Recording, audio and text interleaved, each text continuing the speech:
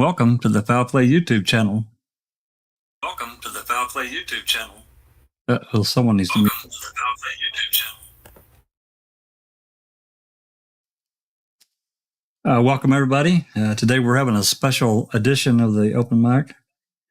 As everyone could see from the title, there's been a decision in a Anne McQueen court case, and I was actually contacted by Nosey and wanted to get this information out there this afternoon. We've actually been trying for a couple of hours now. YouTube's had a serious problem, and we've just now been able to get everything going. So hopefully everyone out there is able to. But playing stuff hasn't been the issue. It's getting into the studio and all that kind of stuff. So hopefully everybody's able to watch this without issue. Anyway, we've got a number of people here in Discord with us, and Nosey and Susan are going to read this document. It's about a 27-page PDF file. I will be putting it up on screen, and I will be sharing it. I will be linking the document. I didn't do it yet. I will be linking the document in the video description after we get done with the live, so anyone that wants to grab it. So with that said, maybe first, you can give just a little tiny bit of background on this civil suit with Anne McQueen. Thank you. Yeah, sure. So basically, whenever this attorney came on to join the family last August or whatever, they filed in court. They were just going to do a discovery for information, and it ended up being amended, and it was turned into like a slander suit and all this and that. And then, of course, the family decided to go a different route with attorneys, and Anne stayed with the attorney they had. And so this is the result of case, and kind of where it went wrong, what happened, and why Carole Baskin just won again. Wow. Okay. Well, if I'm pulling it up real quick. Want to get this document turned on, and you and Susan can get started just whenever. I'm not trying to rush. You got more to add? I have it pulled up. I can start whenever y'all are ready. It's going to pop in the screen there anytime there. Okay. So, Nosey, it's basically a slander suit. Is that what you said? It is now. Yeah, it originally was not a slander suit. It was a discovery. They were trying to sue for information, like, hey, we got questions, we need answers. And so they wanted her to sit down basically and answer a bunch of questions regarding the case, the Don Lewis case. And then the family pulled, or it was amended, the family pulled out, and then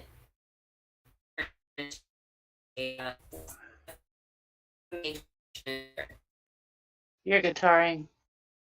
Well, you're guitaring bad, yeah. Nosey. Can y'all hear me? Yeah, no. Yep. Okay. Guitaring, okay. Well, I'm ready when y'all are. I can start whenever. Do it. Okay. And I said, we have like rain and tornadoes and hail, so if I do start guitaring or whatever, someone just hop in and take over for me. Will do. Be safe. Okay. Yep. All right. So this is in the Circuit Court of the 13th Judicial Circuit in and for Hillsborough County, Florida, Circuit Civil Division. It's got the daughters' names up there in the top left corner, plus Anne's name, and then it shows she was suing Carole Baskin, Howard Baskin, Big Cat Rescue Corp, Sanctuary, and all the above. Carole Baskin's verified motion to dismiss and or for summary judgment on second amended complaint and for attorney's fee costs under Florida's anti-SLAPP statute and entering final judgment in favor for defendant Carole Baskin. This matter came before the court for hearing via the teleconferencing platform Zoom on October 6, 2021, on defendant Carole Baskin's verified motion to dismiss and or for summary judgment on second amended complaint and for attorney's fees and costs under Florida's anti-SLAPP statute, filed July 9th, 2021. Plaintiff Ann McQueen filed her memorandum of law in opposition on September 30th, 2021. Thereafter, on October 5th, 2021, the defendant filed Carole Baskin's reply and objection to plaintiff memorandum of law in opposition to anti-SLAPP motion. Having reviewed the motion, response, and reply, considered the arguments of counsel at the hearing, as well as the summary judgment evidence, the court file in applicable legal authority. Do y'all want me to read the little tiny notes down there? That just says that it's down to Anne and Carole. Yeah. Most of the footnotes are not a huge deal, so it's really up to you. Okay. I don't want to read them, but if y'all want me to, I will.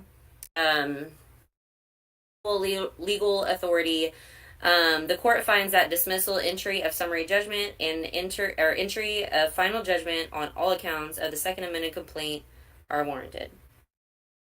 Pursuant to Florida Rules of Civil Procedure 1.140 and 1.510, as well as Section 768.295 Florida statutes, defendant seeks dismissal of the second amended complaint with prejudice, or alternatively, entry of final summary judgment on all of the plaintiff's claims. Alleged in the second amended complaint are claims for defamation per se, count 1, defamation by negligence, count 2, defamation by malice, count 3, and breach of contract and fiduciary duty, count 5, count 5. Defendant further seeks an award of attorney's fees and costs. In support of her request, defendant contends that plaintiff has filed a strategic lawsuit against public participation, attempt to censor, intimidate, and silence the defendant. Additionally, defendant contends that plaintiff failed to comply with the mandatory pre-suit notice requirement outlined in Section 770.01 Florida statutes, which cannot be cured through late notice or through an amendment to the pleadings. Defendant also claims that plaintiff failed to state a cause of action for breach of contract fiduciary duty. Because defendant seeks entry of summary judgment, the court can and must look beyond the four corners of the second amended complaint and consider the summary judgment evidence filed in support of the defendant's position. Anybody want to talk about that little nugget right there? Y'all want me to keep going? I have a few things.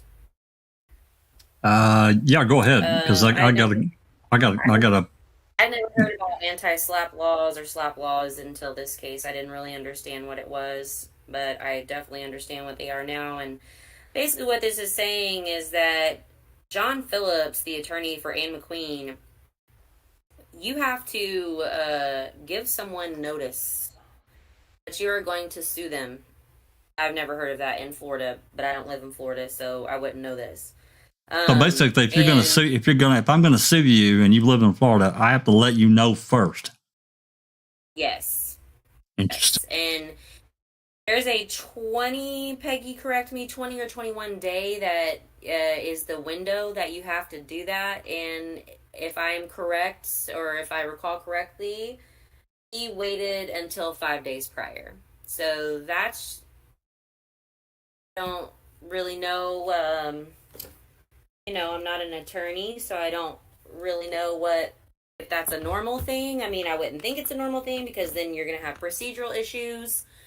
And so it seems like that is a problem in this case on its own, is that he didn't give her the notice, which is, that boggles my mind. I don't even know what to say on that. So. Ripper says, correct, in Florida there is a notice of intent and it has to be done. Yeah, and this notice says 20 And- days for the reply And before. Peggy says 20 meeting. day for the reply before meeting. It's got to be a 20 days before. Is Florida the Right, only and- is Florida the only state that has this, or does anyone know? I don't know. I've never heard of I've having never to heard let of it before. Me neither. Sorry, guys. Peggy also says it's important that the footnotes be read as well. So the wee bits at the bottom, she says they're important bits. So Well, there you go. There you go, Nosey. She must have footnotes read.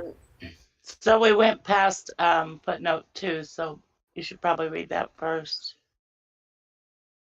I haven't got there yet. No, she hasn't got there yet. Footnote 1. Well, it's denoted up top after count 3 and breach of contract and fiduciary duty. Count 5, right there is where footnote 2 is. Oh, I see. It says the court notes that there is no count 4 in the second amended complaint. Yeah, Jesus. yeah, okay. Lord, Mother Mary and Joseph. I'm trying to be. We're on foul play, so I will not speak normal. But I'm just saying, let that sink in, guys. Just let that sink in for y'all. Okay, there's counts 1, 2, 3, and 5, but there's no count 4. But all right. Nosey, just speak your mind. Oh, It's no. fine. Yeah. Oh, okay. Peggy says he was supposed to give 5-day notice. You are to let home know you intend to sue them. This gives the other party time to correct the issue.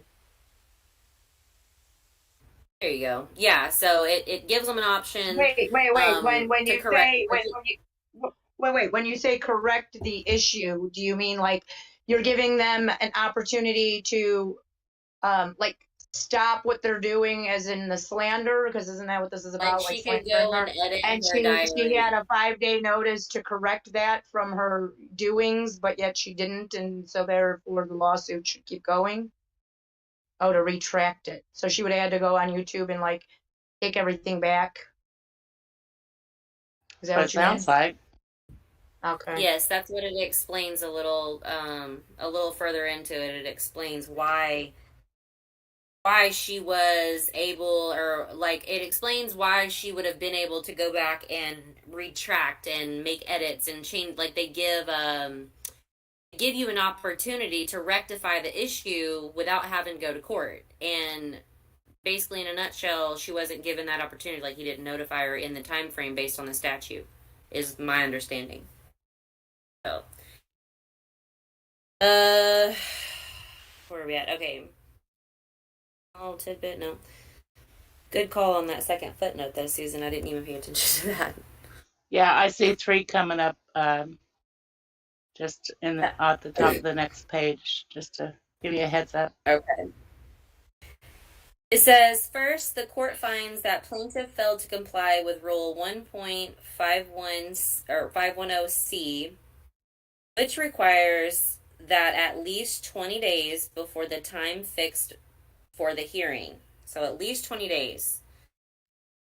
The non-movement must serve a response that includes the non-movement's supporting factual position as provided in subdivision 1, subsection 1.510C. Requires that factual positions be supported by, quote, citing to particular parts of materials in the record, end quote. Plaintiff filed her opposition on September 30th, only 5 days before the hearing on the defendant's motion. Plaintiff opposition cites to only the second amended complaint and exhibits A and B, which for the reasons outlined below are insufficient to meet the burden of demonstrating genuine disputes in material facts. Plaintiff's lack of compliance with Rule 1.51C is one of several reasons why defendant's motion must be granted. You want to read that footnote, Nosey? Yes. The where it says number 3. How did I miss At the bottom. There it is. Okay.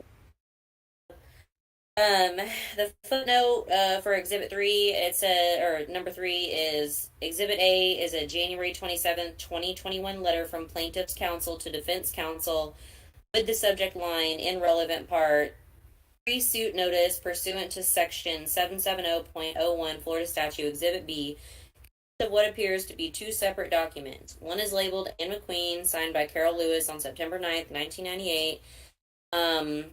The substance of which reads, I, Carole Lewis, apologize to Anne McQueen for all the allegations that I have made about Anne McQueen. I never would have done so if I had not felt that Anne McQueen was trying to take over mine and Don's business. Upon further investigation, I have found that the allegations made were without full knowledge of the facts, and I now know are unfounded. The second document in Exhibit B is September 9th of 98, stipulation signed by Carole Lewis and Anne McQueen, filed in the matter of Jack Donald Lewis's conservatorship litigation. And that number 4, it says, plaintiff did attempt to remedy the problem by serving such notice on January 27th, 2021, while still disputing any obligations to serve notice under Section 77.01.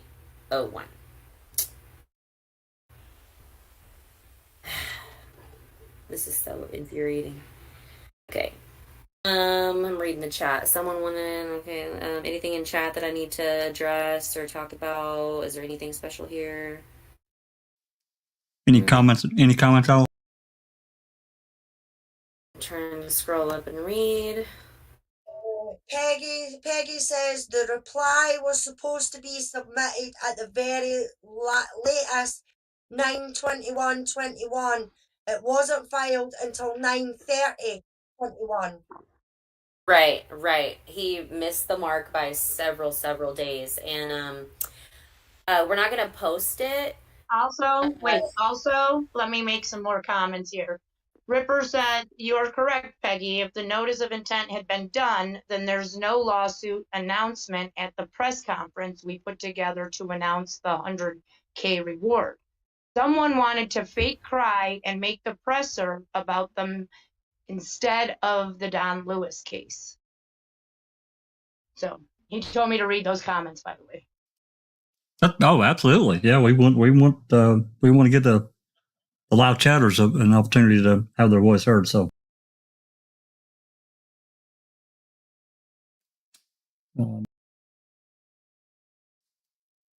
there's a question here.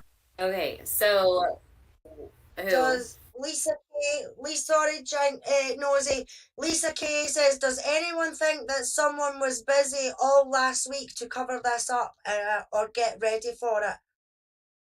Peggy, that's what I was trying to say. I was going to say, go back to John Phillips' Facebook page and you can look and see exactly what he was doing on all these dates. If you go back and people want to know, well, how did he miss the mark? What was he doing? Why would he not file in time? Blah, blah, blah.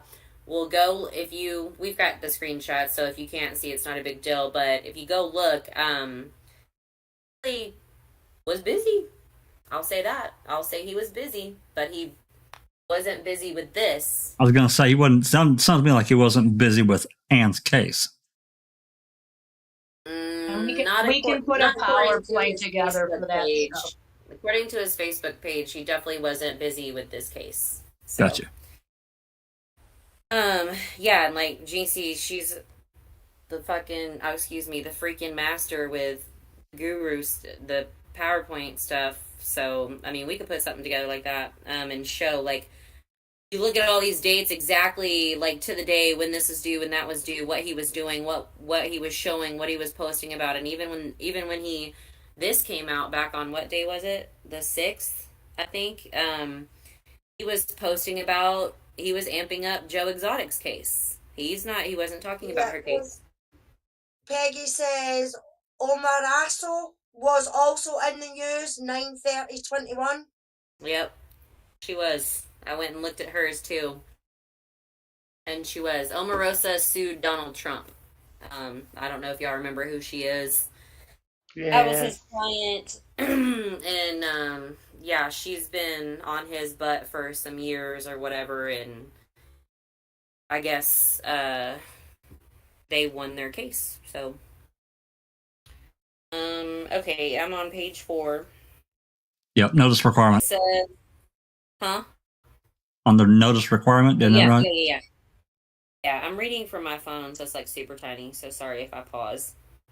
The pre-suit notice requirement of section 770.01 applies to allegedly defamatory statements made in such a public medium, the purpose of which is the free dissemination of news or analytical comment on matters of public concern. Man, this just made me realize something. I'm lost. Where are you? Nosey? Yeah, I'm not sure where you're at, Nosey. You're supposed to be on page 3, actually. Yeah, I notice read requirement. that already. No. No. No. Oh You haven't read shit! this. I read the footnotes and then skipped. I'm sorry. You're I'm a fine. rookie. Come on, girl. You're fine. All right. I read the little footnote. It's undisputed that plaintiff did not provide timely notice pursuant to section 770.01 before bringing her defamation claims against the defendant in this action. Compliance with this section 770.01, where necessary, is a condition precedent to maintaining an action, and one cannot satisfy the statute by providing notice subsequent to filing the complaint. And then there's all your little references.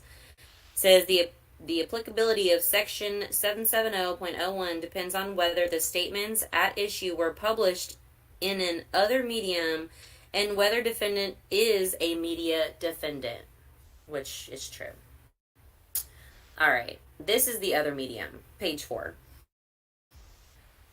The pre-suit notice requirement of section 770.01 applies to allegedly defamatory statements made in such a public medium, the purpose of which is the free dissemination of news or analytical comment on matters of public concern.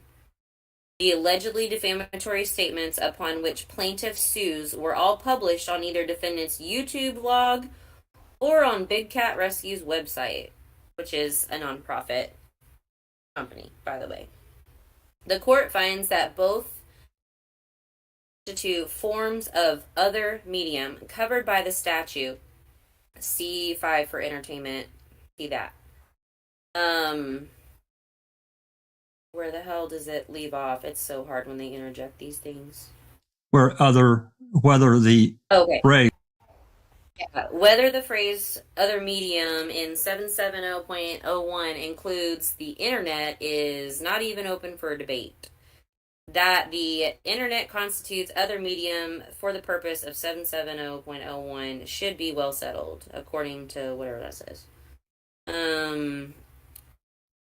Finding the blog and blog posts at issue to fall within the ambit of the state's protection as an alternative medium of news and public comment. Is that still referencing? Is this just a bunch of references? Well, kind of. Yeah. They're pulling quotes out of those citations, so you can read them if you Okay. want. Or It says finding a website was a public medium engaging in the free dissemination of information and disinterested and neutral commentary or editorializing matters of public interest.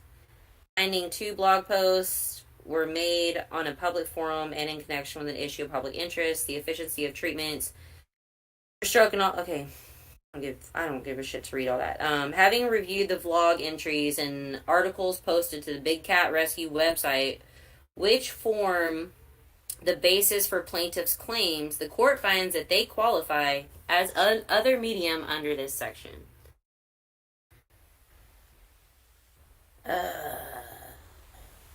Okay, page 5, it says plaintiff contends that defendant is not a media defendant, and therefore section 770.01 does not apply to this section, meaning plaintiff was not required to provide pre-suit notice.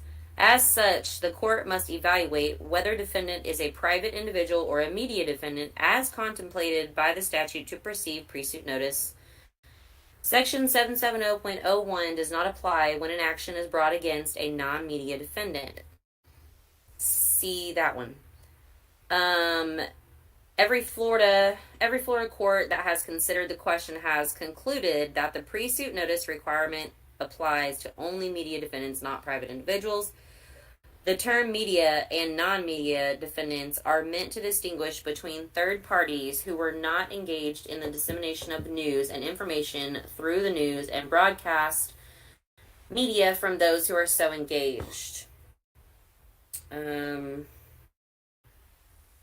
Finding that Section 770.01 did not apply to a private citizen who made allegedly defamatory statements over an emergency channel.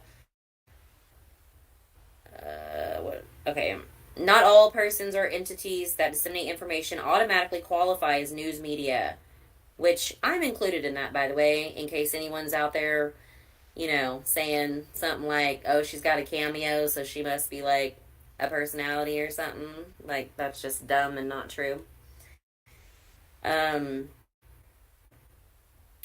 function of the media is to inform and One to old initiate. cameo to a friend.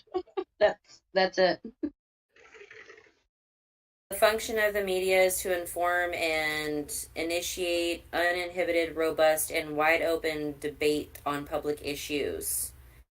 The Second District Court of Appeals has characterized media defendants as the press, explaining that because Section 770.01 is meant to protect free press, it only applies to media that publish news relatively quickly and in turn could also publish a retraction or correction quickly.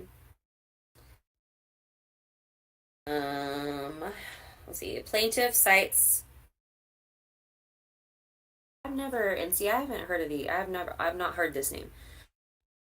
Plaintiff cites to 5 for Entertainment A, wherein a musical performer posted a press release on his personal website and the website of his booking agent as support for her contention that defendant is not a media defendant.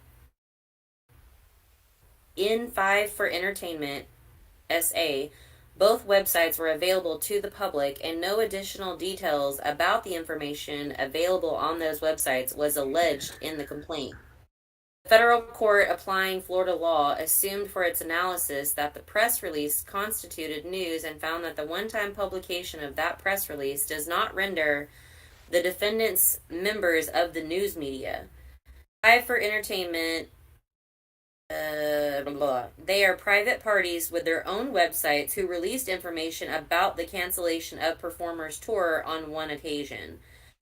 In making this finding, the court noted that the defendants could have introduced evidence to establish that they should be considered media parties, thus entitling them to the pre-suit notice, but they did not.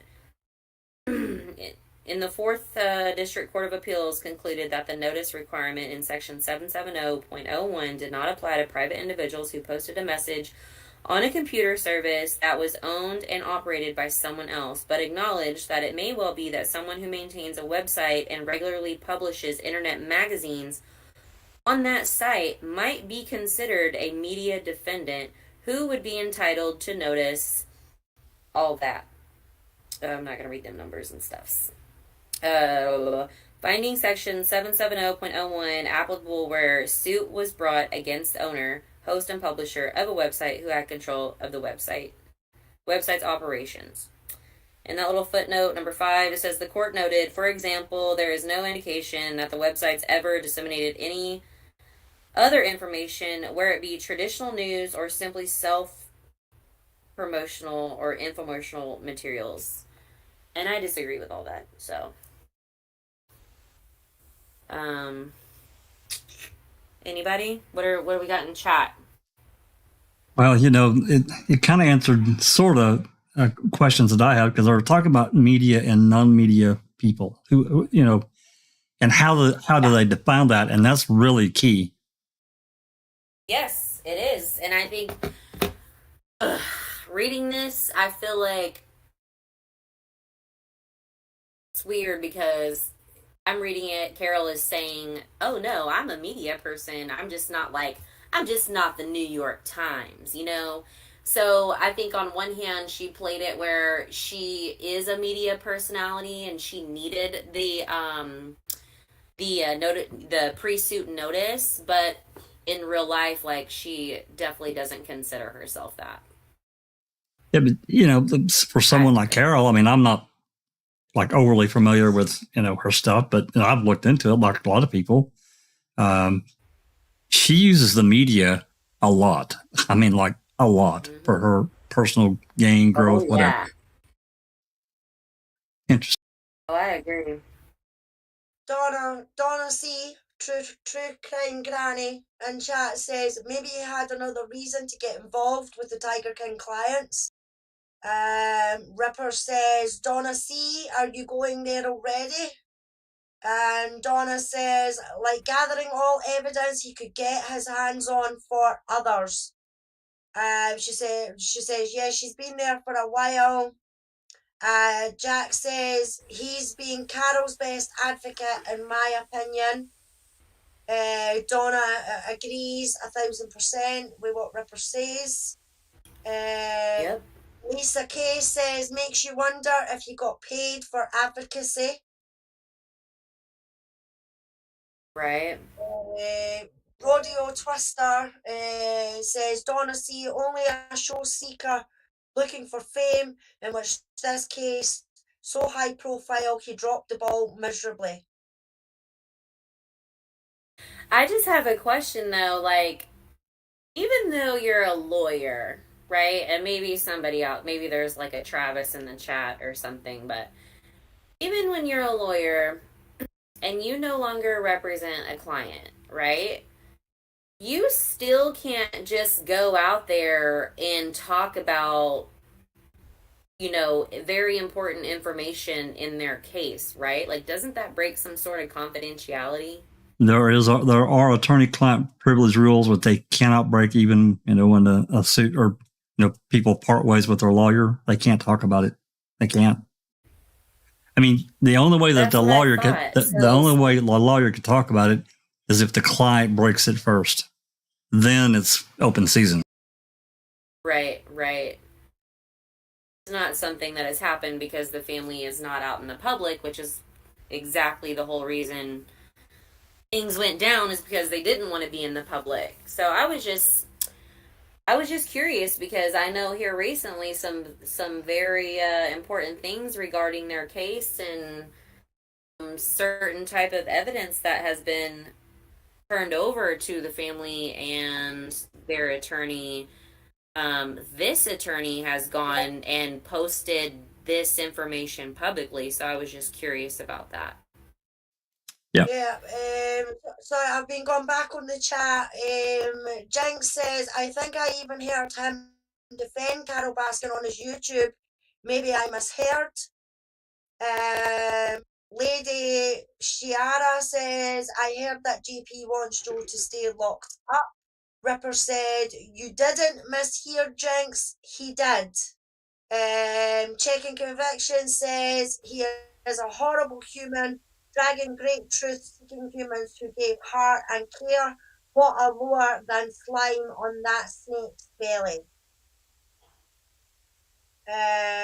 Ripper says, the longer Joe is locked up, the longer the job and the media attention will last.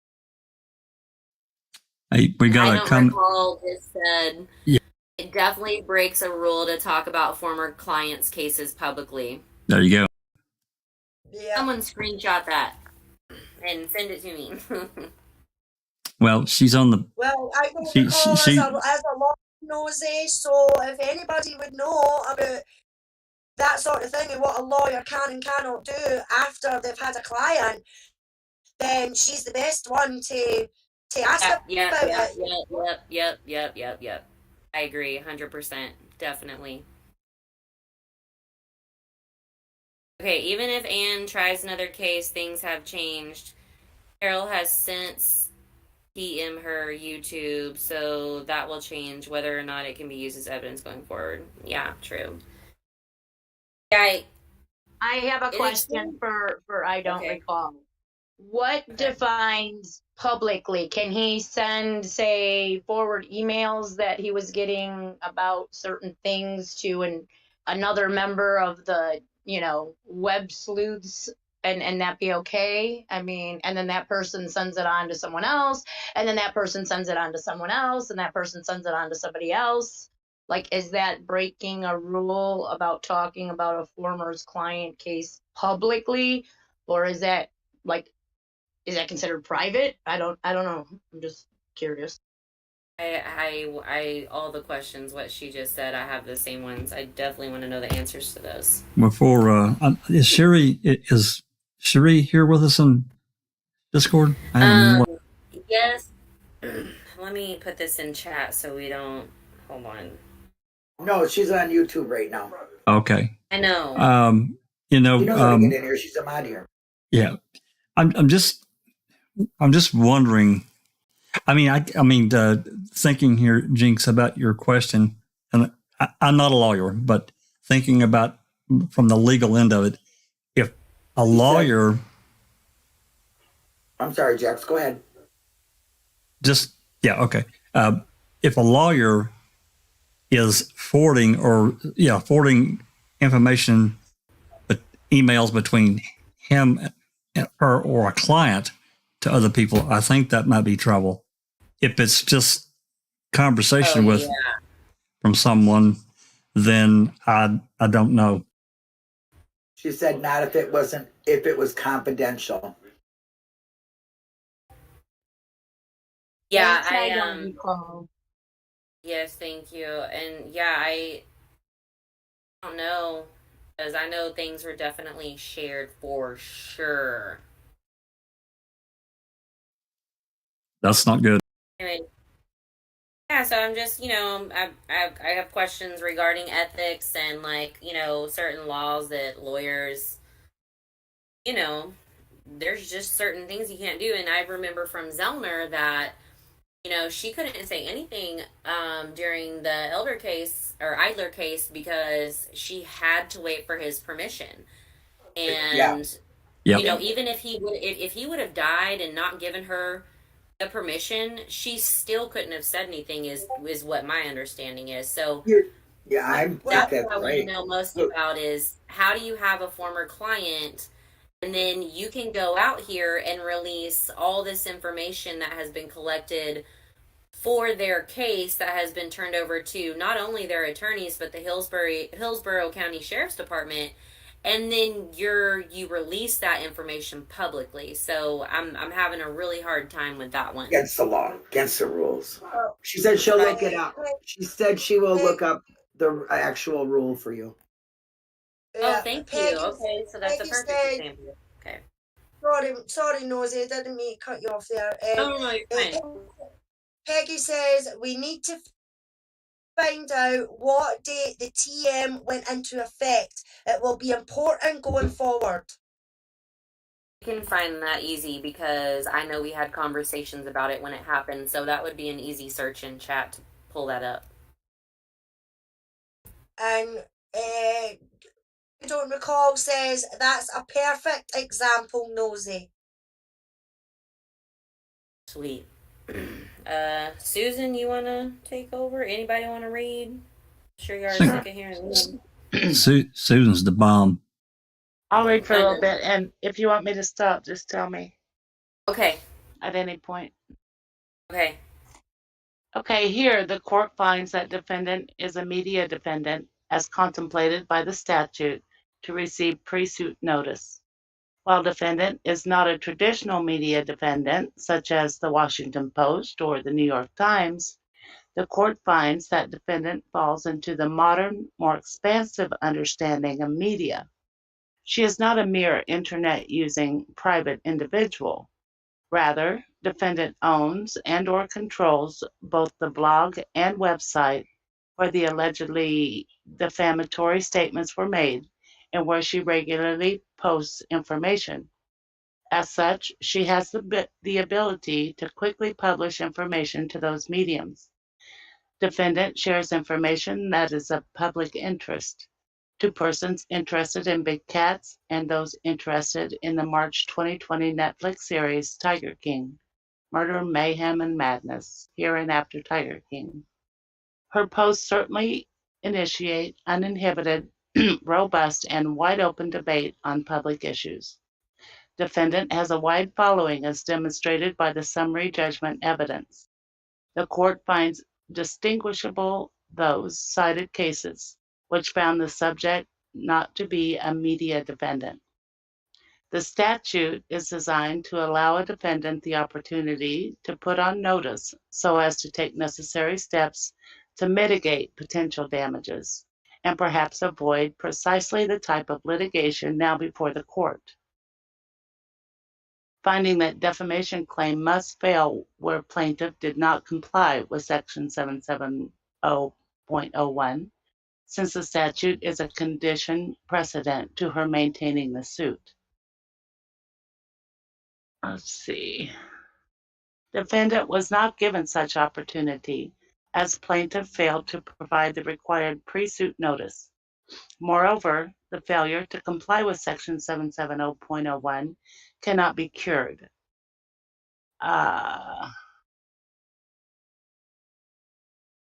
Compliance with Section 770.01 where necessary is a condition precedent to maintaining an action, and one cannot satisfy the statute by providing notice subsequent to filing the complaint. Although failure to provide notice pursuant to Section 770.01 necessitates dismissal of this case, there are also substantive grounds which further require a finding that the claims fail as matter of law. Strategic lawsuit against public participation, Section 768.295, Florida Statutes, 2021.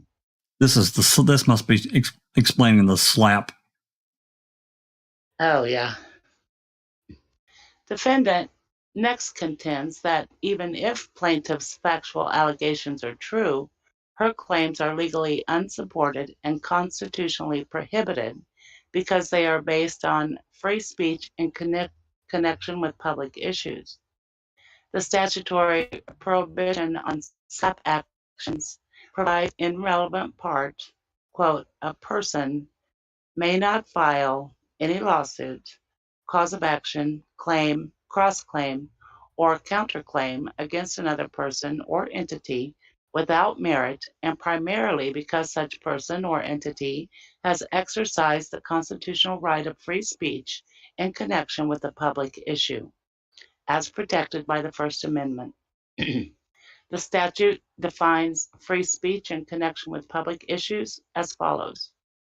Any written or oral statement that is protected under applicable law and is made before a governmental entity in connection with an issue under consideration or review by a governmental entity, or is made in or in connection with a play, movie, television program, radio broadcast, audiovisual work, book, magazine article, musical work, news report, or other similar work. A person sued, quote, in violation of the section has a right to an expeditious resolution of a claim that the suit is in violation of this section, end quote.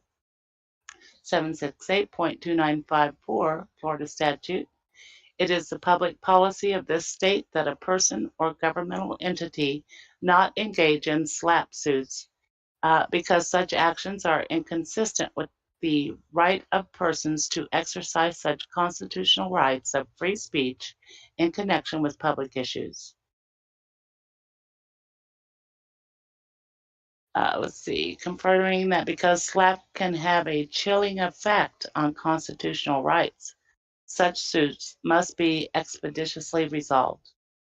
The person sued may seek dismissal of the action, may request final judgment in their favor, and may file a motion for summary judgment seeking a determination that claimant's lawsuit violates the SLAPP statute.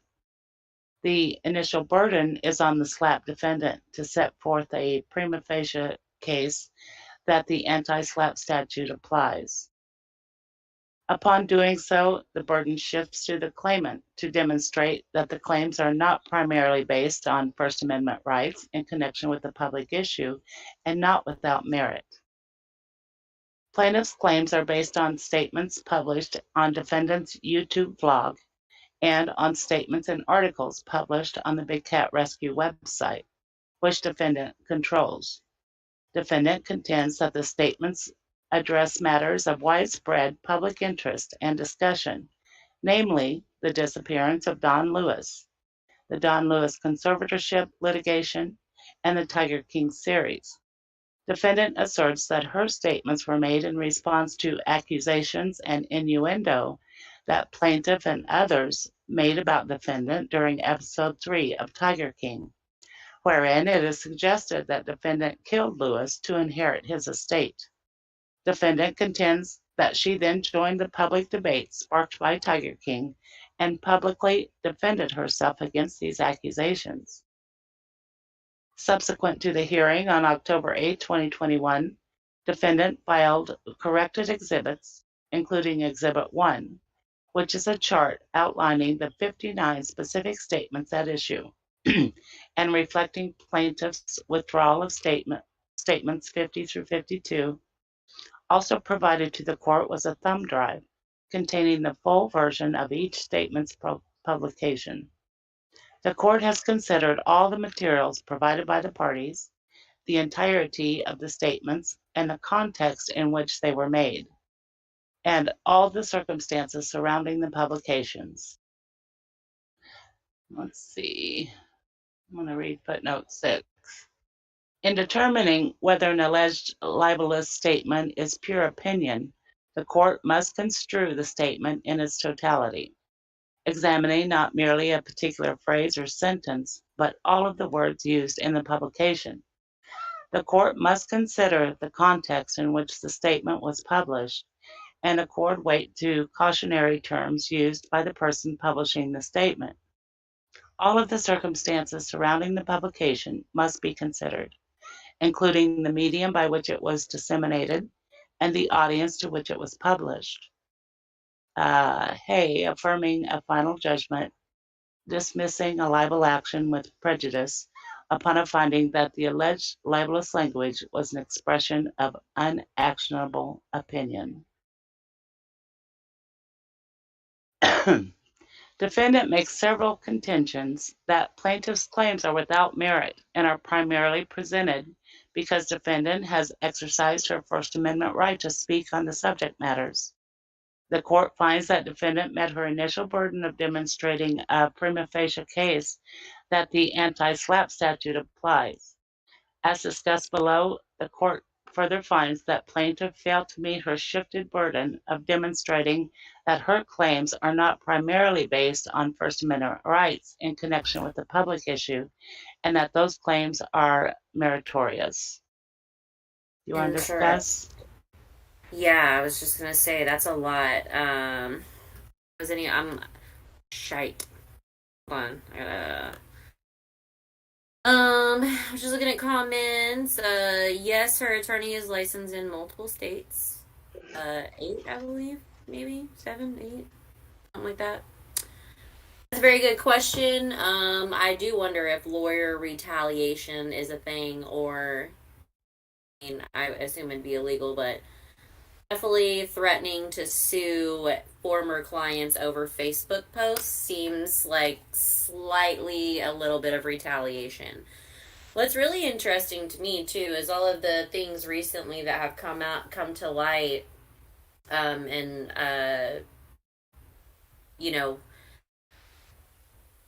it's really interesting that this case, no one knew or no one paid attention to the fact that, Carole had won and all this and that. And what he's been doing to people here lately, he threatens everybody, and his famous line is, I sue, I'll sue. And it's like, okay, great. You can sue people. That's fantastic. But in my opinion, based off what I've seen here recently, he has literally taken the reasons that he lost in this case, or this case and whatever, and he's using that against other people that he's coming after, which is very interesting to me. Yes, But doesn't this case, that fact that he lost this case, doesn't this prove to him that he can't really sue us over comments, that we have the freedom of speech? Do we not have the freedom of speech to have an opinion about him? Is he not a public or governmental media figure too. I mean, he is all over he is all over YouTube. He is all over Tiger King Verified. too. He is all over all of these other, news sites and stuff promoting his lawyer, his lawyering or whatever. Yeah, he's definitely a media person. He's in the media every chance he gets. I mean, that's his thing, and I've always said he has mad connects to the media world, the news people and stuff like that. Like, yeah. So I just noticed, now that I'm reading this and we're going through it page by page, that he's literally taking from Carole Baskin's attorneys, which I think is quite interesting. So Bethany wants to know, did he intentionally lose? What do you guys think? Do you think he intentionally lost this case, or do you think he just didn't care about Anne really after the family fired him, or what are your thoughts? I think that as far as keeping her case out of the news and the spotlight, like she asked, he has respected her as far as that goes, for sure. But making her a number one priority, like, I mean, I feel like we did. I feel like, we've always looked out for the best interest of the family or whatever, and, we've got people out there that think otherwise, and that's fine. We don't really give a shit about their 2-year-old info from 2 years ago, but I think that we've always looked out for her and offered to make sure she was okay, and in my opinion, I think it's crappy that her attorney got more distracted by a more famous client, Joe Exotic. I was just gonna ask a question. Sorry, Jack. Funnily, you saying about distractions, Nosey. Peggy in chat says last week was all a distraction away from this ruling. Ripper said, Peggy, I think you nailed it. He's definitely a public figure now, so the rules are definitely different. Yeah, like, it's all getting pieced together, like what the strategy really was. And I'm not gonna say that yet, but there's more. And Peggy knows what I'm talking about. Jynxie knows what I'm talking about. Hell, I don't even know if Ripper knows something that we just found the other day. And by we, a researcher. I'm not going to blast names because, they may not want their name out there like that. But it's just very interesting that my pal is, for a better lack of words, getting drug over this stuff about money and fame and cameras and all this and that because, we saw possibilities that could come from it. But when you actually look down at things, you can see who's after the money. And that's all I'm going to say on that for now. Well, and that brings up a question I was going to ask. And this is just, me just thinking out loud. Is that, knowing that he really enjoys the media spotlight, and that's fine, whatever. But Anne didn't want that. She just wanted her suit to follow the legal trail and not get blasted in the media. Like I said, I'll give him that. He hasn't put her case in the media, and did that have an effect on how he handled the case? How he went, fought for the case? I don't know. I got a question about that because in the beginning, all he wanted to do was put the family in the media. And I think that was a problem. Right. The family didn't want to be in the media all the time. It was a problem. And then when he got fired from the family and just took Anne's case, why didn't he take that same initiative to get Anne's story out in the media? He why did he even stop with that then? I mean, and then now when he's got Joe's case, it's all about putting it in the media. I mean, it seems very suspicious to me. That's not what she wants. Ripper says you can't sue people for being butthurt. If you keep reading, this case was lost because of civil procedure issues, from what it seems in this ruling, among other things. Yeah, there's more coming about this. Yeah. Yeah, there's definitely more. A lot of people are saying Peggy and not saying he makes money of his channel.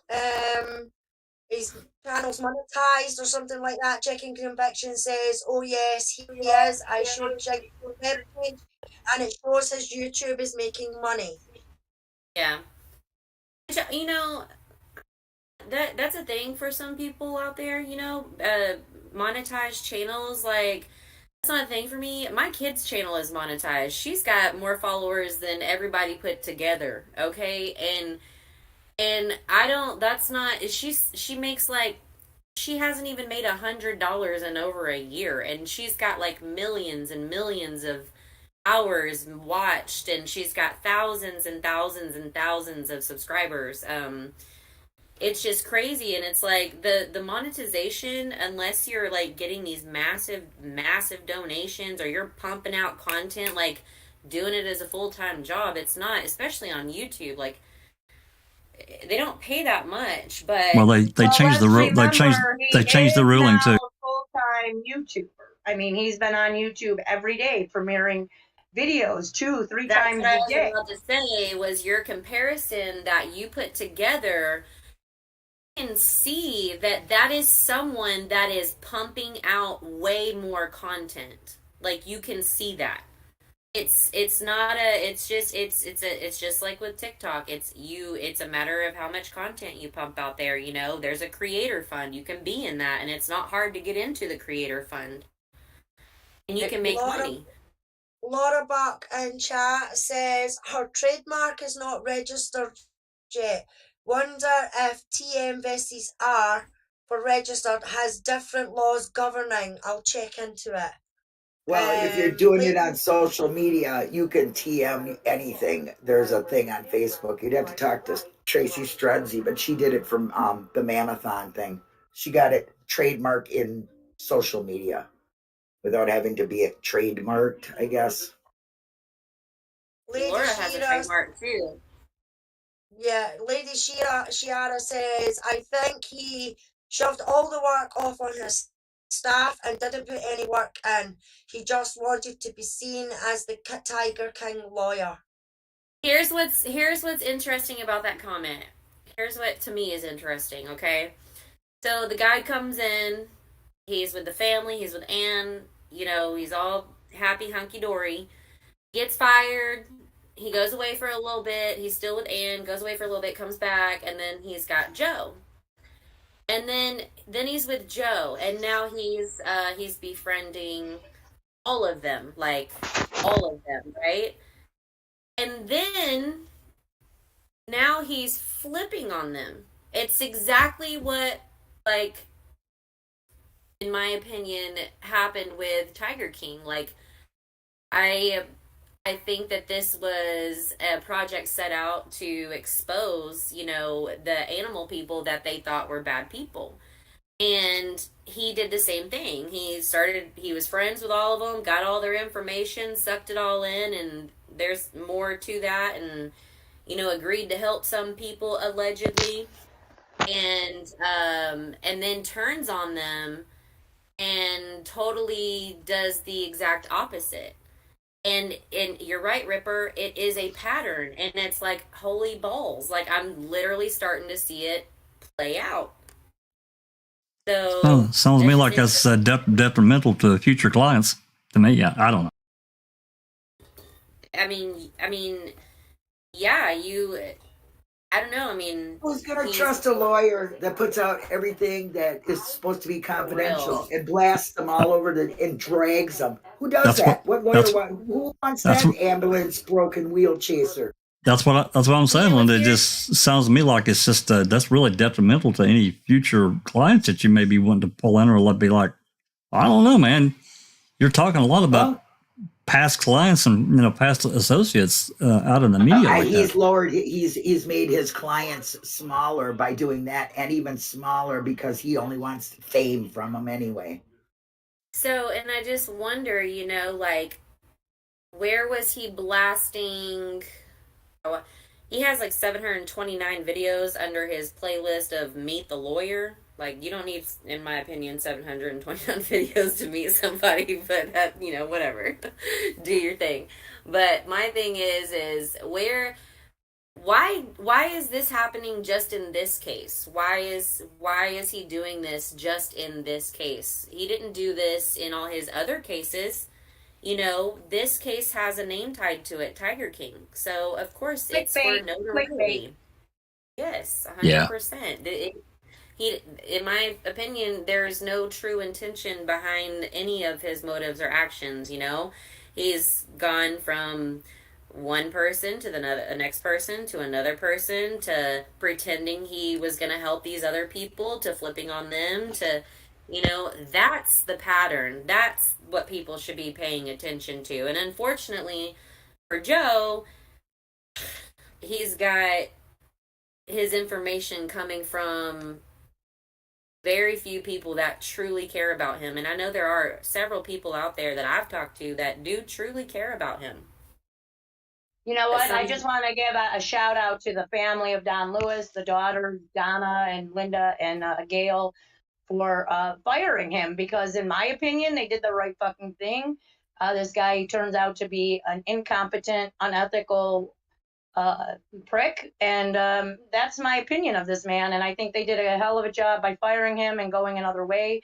And anyone who says otherwise, that it was some kind of manipulation on someone else's part, that they made a decision to hire another lawyer, fuck them, because they did the right thing. Anyway, that's my little rant. I agree 100%. You know, when you have a gut feeling, and you know, we'll do that on a different live, but when you have a gut feeling and it's just not what your body feels, you know, like, let it go, like Elsa. Like, there's so many documentaries out there. Like, if he like got this idea that jumping ship on this documentary was like the way, or I'm not even saying that I'm just saying what if, but it's like he could have left the whole case altogether and found something else, you know, but keeps making comments about people inserting themselves. But it's not us that have ever had multiple clients in this case, or we've never offered to help multiple people. You know, there's been one family and one Ann, and that's it. We've never moved from that. So I was going to say, it's just been the daughters and Ann, right, from the beginning. Right. I mean, there's been so many people come to us and ask us for help as far as like the animal stuff, and I do care about them. I've gone off in the Don Lewis group about, this is not an animal group. Please stop fucking posting about animals. Like, I'm sorry, that is not our mission. And God, it's been 2 years and I'm still getting dragged for that shit. But it's like, anyone that ever came to me in private, I would help them. Like, oh, well, they want help with this or they want help with that. And it's like, well, sure. I mean, I'll look at something for you. Like, I love animals. I don't want this bitch to win. I don't want PETA to win. I don't think it's, they want to take our house pets away if you look at this bill and you deep dive into it and stuff like that. But they eventually don't want you to have a dog or a cat or a fucking fish, you know, like nothing. Yeah. So This guy's going to destroy himself. Believe I don't me. hate the animal people. I would love to help some of them out there, but it just was a hard cross, because you've got a murder case, missing persons case, crossed with all of these animal people in this animal world that I never knew existed. And it's like, there's two totally different causes, but they totally both cross paths. That's right. But you guys chose a specific path, and it wasn't the animal path. It was the Don Lewis part. And that, yeah. Right. It was, because I'm sorry. I mean, I know, there's different perceptions out there. Oh, well, he's been gone for 23 years and we need to help the animals now, so we got to focus on this. And I get that. I'm not even mad at nobody, but that's not what I chose, So right.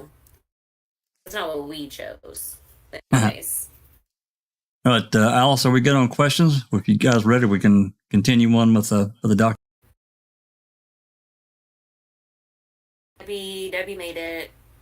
You want me to keep going, Nosey? Quite a few. I can read, or Okay. anybody, if anybody wants to jump in. J-Jax, where are we at? The first paragraph you got up right there. Statements do not convey a defamatory meaning. Yep. Okay. Let me fix my laptop real quick. It says, first, defendant contends that the statements upon which plaintiff sues are legally incapable of supporting a defamation claim because they cannot be construed as conveying a defamatory meaning or are non-actionable statements of opinion or rhetorical hyperbole. And then it says, explaining that the threshold question for a count is whether, as a matter of law, the statement at issue is reasonably capable of defamatory interpretation. The determination of whether a statement is one of opinion is a question of law. And this says... You're going to read footnote 7? 7? She already read 6, right? Okay. Yeah. The elements of a legally sufficient cause of action for libel involving a public figure include, number 1, publication, 2, falsity, which I feel like, hello, we proved a hell of a lot of things that Carole said to be completely bullshit. 3, the defendant's knowledge of or reckless disregard for the falsity, which I think that's pretty clear. Actual damages. 5, the false statement must be defamatory. Where are we at? To prevail in a liable action, Mr. Rasmussen, which is who they referenced above, who conceded that he was a public figure, had to prove that the Daily News published defamatory statements that were 1, statements of fact, false, and made with actual malice knowledge of their falsity or with reckless disregard of their truth or falsity. I'm reading from your screen, by the way. Okay. Okay. Viewing the 56th alleged defamatory statements in total and concerning all the circumstances around their publication, the court finds that the average reader or viewer could not reasonably consider them as stating actual facts or having defamatory meaning. And that's when you have to take into account that when this all started happening and Carole was making all these videos, she did not have on her YouTube channel for entertainment purposes only. She went and added that after we started busting her balls.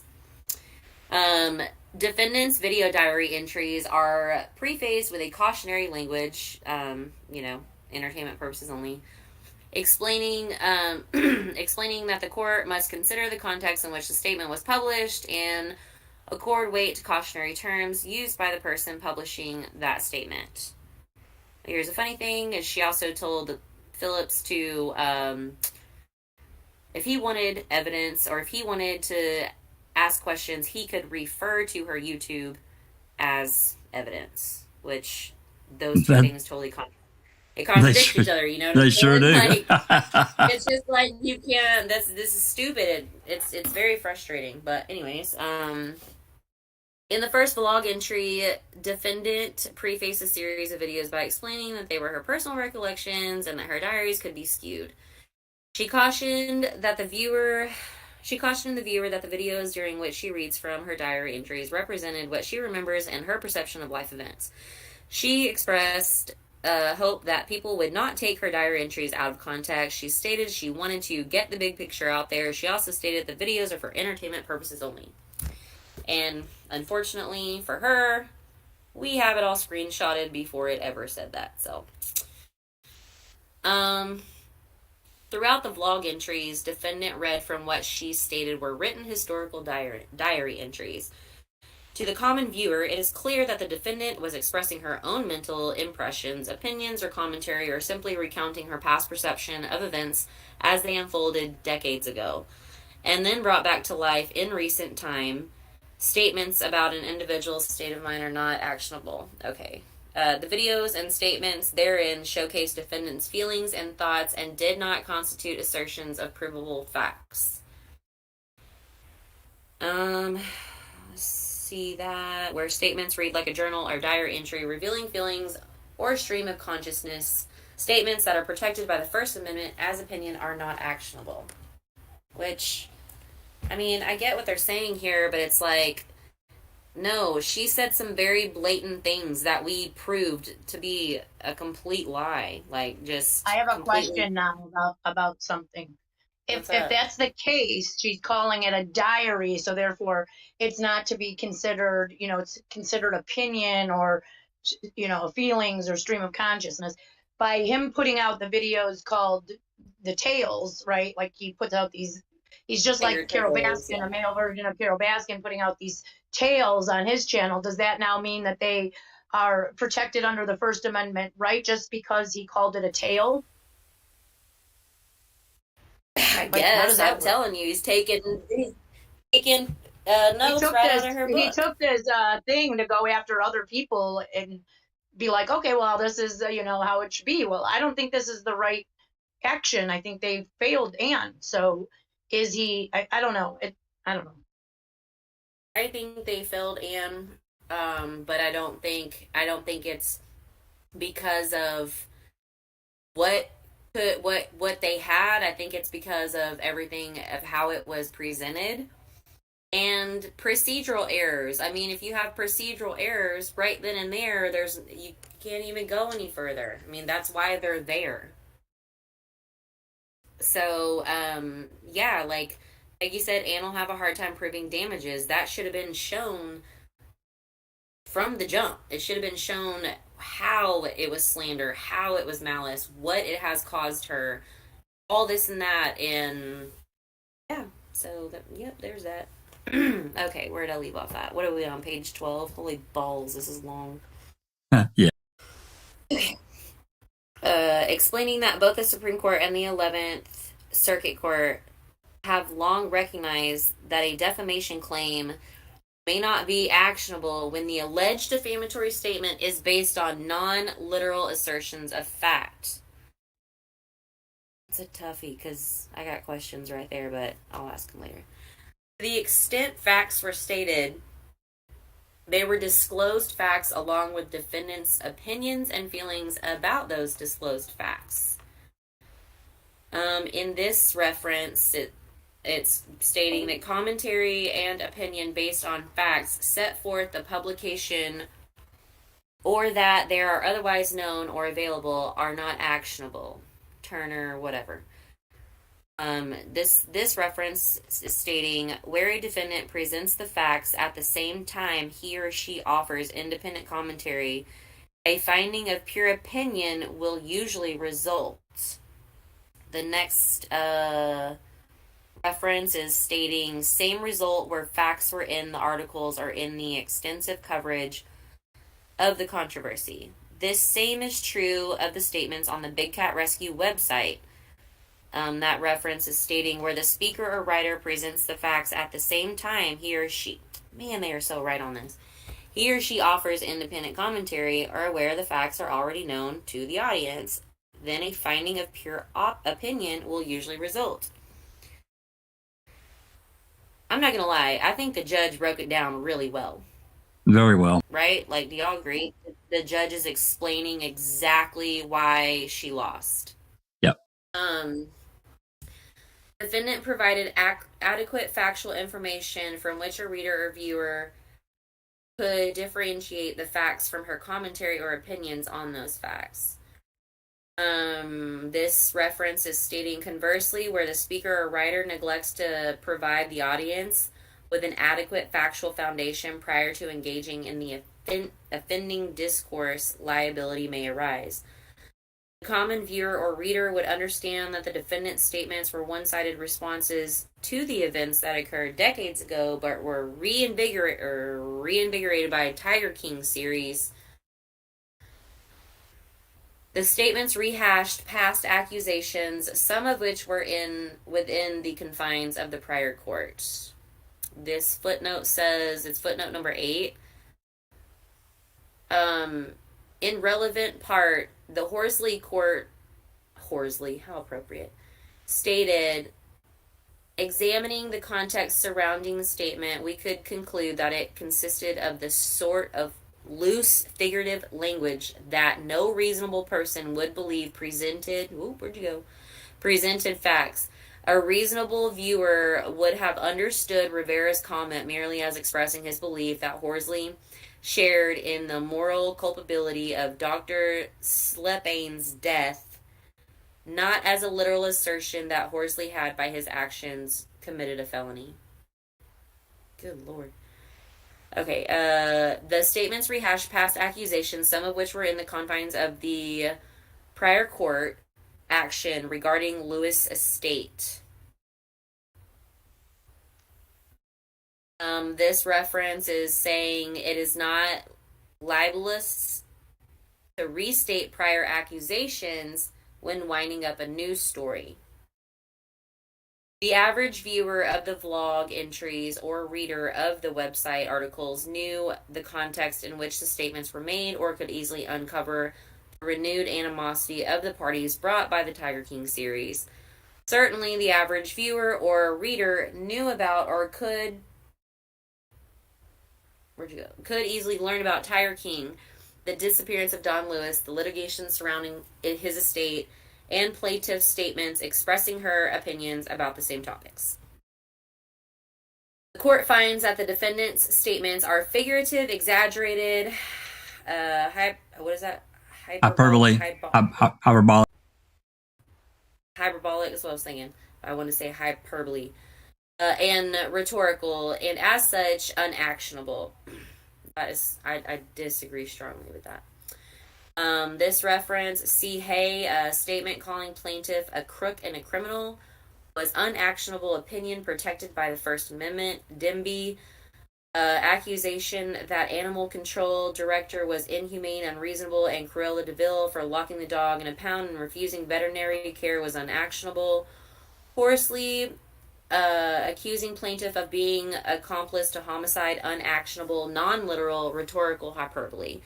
See also Greenbelt Co-op, the use of term blackmail in heated debate, not liable or slander because in context, listener or reader would not think the crime had been charged. How about some comments? I see them going off and I can't read. Alice, or Linda, anybody want to read any comments that we got going? I haven't been watching. I've been scrolling. I'll look real quick. Yeah, I mean, there's quite a few. It depends on how far back. Oh, just go back a little ways and let's go back a little ways and let's get to it. Lisa said, I think this ruling does set some type of precedent and we should consider if this will harm the girl's case against her. And we'll have a hard time proving damages. Yes, Ripper agrees. Bethany says they can't just call it a fantasy as Anne has documented proof that Carole lied on her before. Yeah. Yeah, and that's the thing. I mean, I was just thinking, I don't know, like, I don't know how it's not. I mean, I guess you can get back online and bicker back and forth, but I mean, like accusing people of committing crimes and fraud and things like that when you literally have no proof of it, like, that should not be legal. Yeah, that's what Ripper Jack says. True, Bethany, but what are the actual damages? There's good reason why the family bolted after the defamation lawsuit was filed. Laura Buck says, it leads me to believe JP is lashing out because he is actually doing videos he believes is his truth. Truth versus tales. Peggy says, doesn't have anything that of monetary value can be put to it. She still can go out in public. She didn't lose a job. So Jinxie, so you think that too, like the Tiger Tales is done like that because it's in the form of like a diary? Like for this, but he's doing everything. But they said that she did correctly. That's what he's doing now. Oh yeah, Well, and there was that's what it seems like, right? Like now he started Yeah. making these tiger tail thingies or whatever they are and posting all this BS on his page. Like, what is he doing to actually help his clients? Like, he's, I don't know. It's like all he Well, wants to do is put his he face filed out there now. Joe's. And now he can go out there and do whatever he wants to anybody he wants, talk shit about anybody, being an unethical asshole just so that he can, and then claim it's like, oh, well, it's only a tail. It's only a tall tail. That's basically what they are. Maybe we'll just download his new filing for Joe. But And we can- I have to wonder where it draws a line because, you know, like he's an actual lawyer and he knows that he can look up these cases, that he knows that these cases, some of the things that he's saying have been like, they're like dismissed cases, but he's going out there with malice to destroy somebody by calling them something they're not. I don't know. I don't know, like, if they got everything right. Like maybe there is a loophole somewhere, but obviously John Phillips didn't find any loophole because he lost this case for Ann. So, and now it just seems like he's just taking a page from this book that he partially helped write to just do the same thing that Carole Baskin's been doing to everybody for years and years and years, and including, you know, and Joe is going to end up being one of these people most likely that ends up on the losing end of another person who used him for their own fame and fortune. I'm sorry. Well, yeah, I mean, there are text messages out there where, you know, it's expressed that, you know, Joe would boost certain folks. So, not only that, but it's like, you know, with the commercial idea that he had, it was, you know, it was epic. Which, by the way, Peggy, I just want to shout this out real fast. That commercial idea that happened with the family and John Lewis and his law firm and all that, Peggy is the one that dropped that idea. And it was an incredible idea. He got over 1 million views on it or whatever. But after Peggy had dropped that idea in the comment section in our Facebook group on a post, he went back and was having conversations with other people about, the type of exposure that he would get from that commercial. So it is about exposure, and Joe has his feelings towards us over here or whatever, but I'm in wrongful convictions, and even though I disagree a lot with Joe, it's hard for me to, if someone is in prison innocent, and even though I don't maybe want to be personal friends with them, it bothers me. And so to know that this dude is just sitting there, and not only that, but where this attorney is getting his information from, it's super concerning for Joe. Well, yeah, that's the, you know, probably the bigger concern. Where's the information coming from? But I do have a question about this whole thing we were talking about a few minutes ago. It's actually part of what's been read, and these are the things that you were talking about that were in Carole's Big Cat vlog or whatever, and she went back and added this for educational purposes only.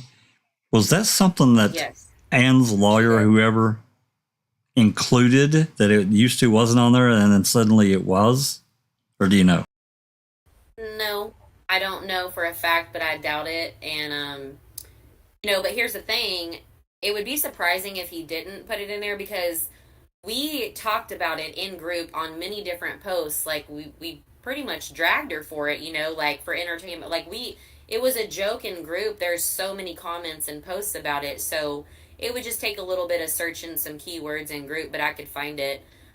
But at the same time, though, Carole literally did exactly what the judge would have given her the opportunity to do, because you have that window where in Florida you can go back and you can rectify the situation on your own, and you can go back and edit and change things. So honestly, I don't think it really matters, because if she would have been given the opportunity to go edit, it would have been on there anyways. Right. And Gotcha. in my opinion, as a fucking attorney, he should have known that. Oh, he absolutely should have known it. Absolutely. You should know when you're suing for slander, you should know that in the state of Florida, your procedural time frame and the fact that even if you're going to sue for slander, what's required and the fact that they have a is that the right word? I don't want to say rectal.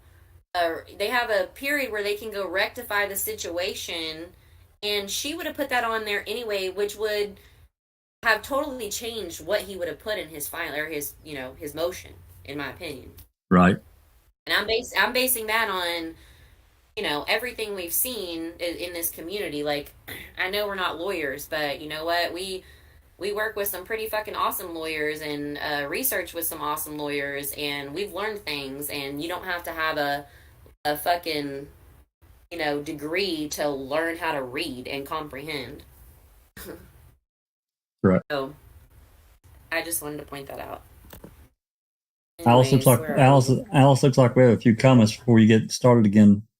Yes, please. Yep. We've got Cathrell. How can they say it is her opinion when she says, if you want the truth, go to my liaries?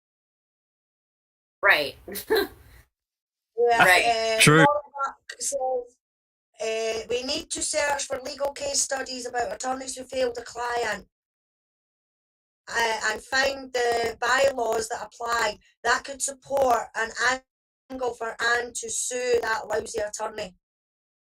Peggy says, I researched all the properties that Carole claimed Anne stole. She submitted in the conservatorship case.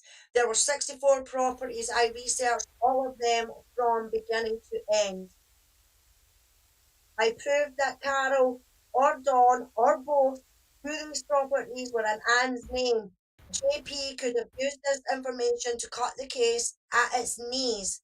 I had delivered all that to Anne. He never used any of it. Wow. Isn't that amazing? That's nuts. Right. Yeah, there's just, I'm not trying to turn this into like a 12-hour live, but we No. Yeah, absolutely. Yeah, we're gonna do our own little series, and put some other stuff out there. But yeah, that's what Peggy said. There's so many like, oh my god moments, like what the F moments. Let's call our theories tattletales. Details. Okay, where are we at? It's back on screen. Where it says viewing. Bethany says, just one more, Jack. Bethany says, how is that okay? That doesn't change the harm it creates for a person. And how is calling someone a liar and a thief educational? Yeah. True. Because they state it's her opinion. It's like it's said in there, one of those references, like if you put this fact with this and your opinion, or you're gonna end up with an opinion. I know I just read it, but I'm brain fried today, guys. So, but yeah, it's like it's basically saying it's inevitable that you're going to form your own opinion, and that's okay. I mean, which is true. I think the problem here is that she was seen as that other medium, that statue in the state of Florida, what they recognize as a sort of, a platform of media. And I mean, she's got a nonprofit. She's got all kinds of businesses. She's in real estate. She has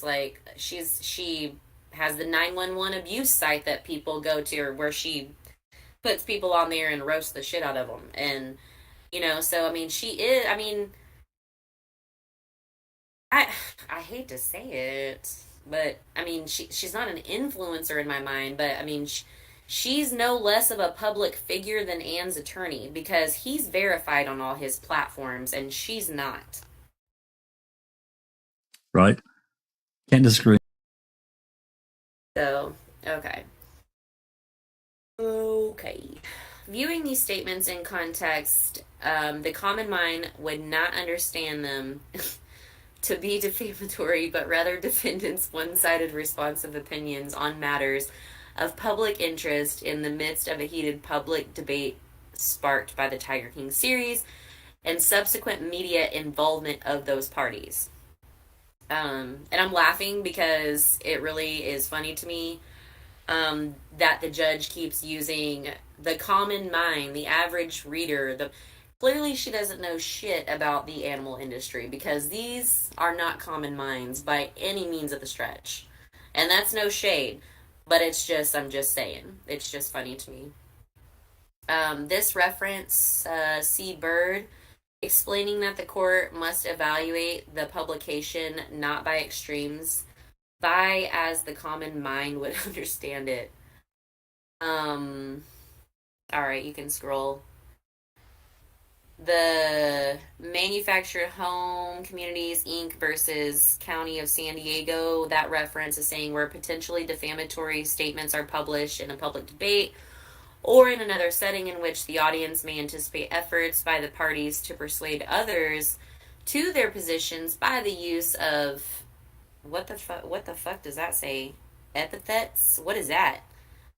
That's a Susan question. Come on, Susan. I don't recall epithet. I feel funny saying it. Epithet. Might be like swearing. I'm not sure. Okay. Kurt will say by the use of colorful words, like Miss Ann likes to say. Fiery rhetoric or hyperbole, language which generally might be considered of statements of fact, may well assume the character of statements of opinion, quoting others. When viewed in context, defendants' statements were part of a multi-layered dialogue and debate between these parties, and more recently the nation fascinated by the subjects and issues highlighted in the Tiger King series. Such opinions are protected by the First Amendment and Florida's anti-SLAPP statute. See generally Isaac versus Twitter. Ooh, that might be an interesting case. Finding that defamation claim that fails to state a cause of action is without merit. Anybody want to read? Anybody want to jump in here? Jinxie? Anybody? Jax? Susan, you want to read? You don't have to. I'll keep reading. It doesn't matter. Yeah, I'll read. I'm just looking up epithet. I need a drink. A disparaging or abusive word or phrase. Oh, there you go. Lack of proximate causation? Is that where we are? That's right. Defendant next contends that plaintiff fails to allege and cannot establish proximate causation because all the statements upon which plaintiff sues were previously published and widely circulated. As such, defendant contends that the statements could not have been the but-for cause of plaintiff's alleged damages. Let's see. Damages for libel per quad, as opposed to libel per se, must be caused by the language alleged to be libelous. Proximate causation can be determined as a matter of law. This reference, the court has a prominent function to determine if statement is defamatory. For example, a false statement which naturally and proximately results in injury to another. See also Bird. Defamation, libel, and slander may generally be defined as the unprivileged publication of false statements which naturally and proximately result in injury to another. Footnote 9 says, see also Zimmerman versus Allen, the question of whether allegedly tortious conduct was the but-for cause of a plaintiff's claimed injuries can be resolved by the court as a matter of law where the facts are unequivocal. The summary judgment evidence demonstrates that the same or substantially the same statements over which plaintiff sues were made numerous times before and after the subject statements by non-parties. The court finds that plaintiff cannot allege or establish that her purported damages are directly caused by the alleged defamatory statements over which she sues. This reference in Florida, a defamation plaintiff not only must plead and prove actual injury, he must also demonstrate that the allegedly defamatory statements proximately caused that injury. Where these same or substantially similar statements were previously made long before the statements over which plaintiff sues, the court finds that the statements at issue cannot be the but-for cause of plaintiff's purported damages. Plaintiff is a public figure and cannot establish actual malice. Next, defendant contends that plaintiff is herself a public figure, and as such, cannot assert traditional claims for defamation per se, count 1, or defamation by negligence, count 2. Oh my God.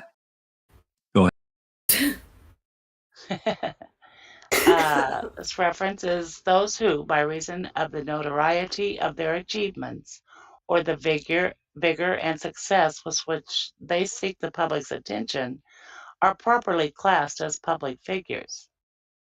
Additionally, defendant contends plaintiff's claims for defamation by malice, count 3, fails as a matter of law because the allegations are insufficient to establish actual malice. And then this reference affirming dismissal where complaint failed to set forth legally sufficient facts establishing actual malice.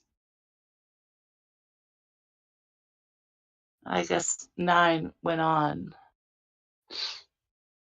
Oh, yeah, that was from above, I think. Yeah, it was. Do you want me to go back or No. continue? Okay. No, I would just read, but no 10. Yeah. I'll read 10. 10. The Zimmerman court found that the undisputed evidence showed that Zimmerman experienced negative publicity well before the statements at issue were published. Let's see. The defamation of whether someone is a public figure, the determination of whether someone is a public figure is a question of law for the court to decide.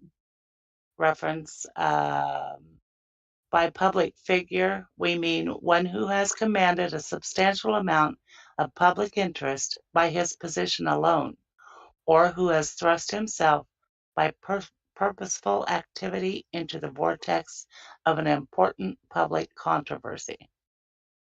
The court finds that plaintiff is a limited purpose public figure by virtue of her voluntary participation in the Tiger King series.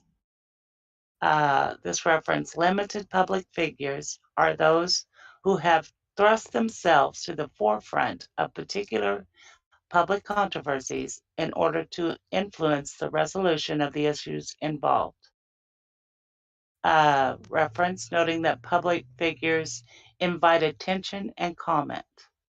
Another reference elaborating that to become a limited public figure, one must thrust himself into the vortex of that public controversy.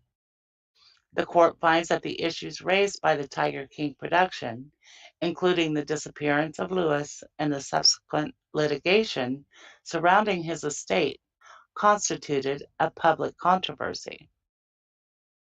This reference is explaining that a public controversy, for purposes of the public figure analysis, is defined as any topic upon which sizable segments of society have different, strongly held views, or dispute that a reasonable person would expect to affect people beyond its immediate participants, citing others.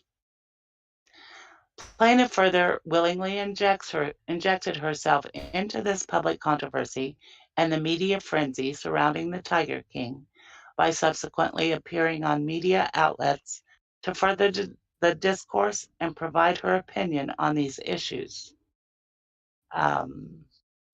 Let's see. Footnote 11. Alternatively, at minimum, plaintiff is an involuntary public figure. describing an involuntary public figure as one who becomes well known to the public after finding himself embroiled through no desire of his own in a public controversy. Another citing, finding that a person can become an involuntary public figure by sheer bad luck. Do you want me to continue? I'm good. Yeah, you keep reading as far as I'm concerned. Yeah, this explains it very well to me. Yeah. Yeah. Like, I think the judge Okay. did a good job, like, explaining. This reference as explaining that a plaintiff plays a sufficiently important role in public controversy when she either voluntarily injects herself into the debate in an attempt to influence its outcome, or has been drawn into the controversy by her own voluntary actions. Plaintiff became a limited public figure by engaging in conduct and making her own statements, which continued to draw public attention. This reference is explaining that plaintiffs become limited public figures when they act in a fashion that is reasonably likely to draw public attention and comment, regardless of whether they affirmatively seek out such public scrutiny. And this reference is highlighting the case law, which explains that active participation in a controversy, such as through press interviews and promoting one's visions of the case or issue, supports a finding of public figure status. As revealed by the summary judgment evidence, plaintiff was one of the focal points of the stories, both in traditional media and more recent social media and media production, surrounding Lewis's disappearance and the subsequent litigation over his estate. She was featured in the popular Tiger King production, voluntarily thrusting herself into the spotlight by providing her opinions on these matters. She continued her participation by voluntarily participating in interviews and advertisements thereafter. Therefore, the court finds that plaintiff is a limited public figure. As a limited public figure, plaintiff must plead and prove actual malice. And this finding plaintiffs became limited purpose public figures by voluntarily placing themselves in a position and acting in a manner to invite the public scrutiny and comment, and therefore must present clear and convincing evidence that the defendants acted with actual malice to defeat defendant's summary judgment motion. Plaintiff has not pled and cannot prove actual malice. And this citing is once defendant is found to be a public figure and the statements concern a public matter, the standards of New York Times versus Sullivan are applied to evaluate whether the statements are protected opinion.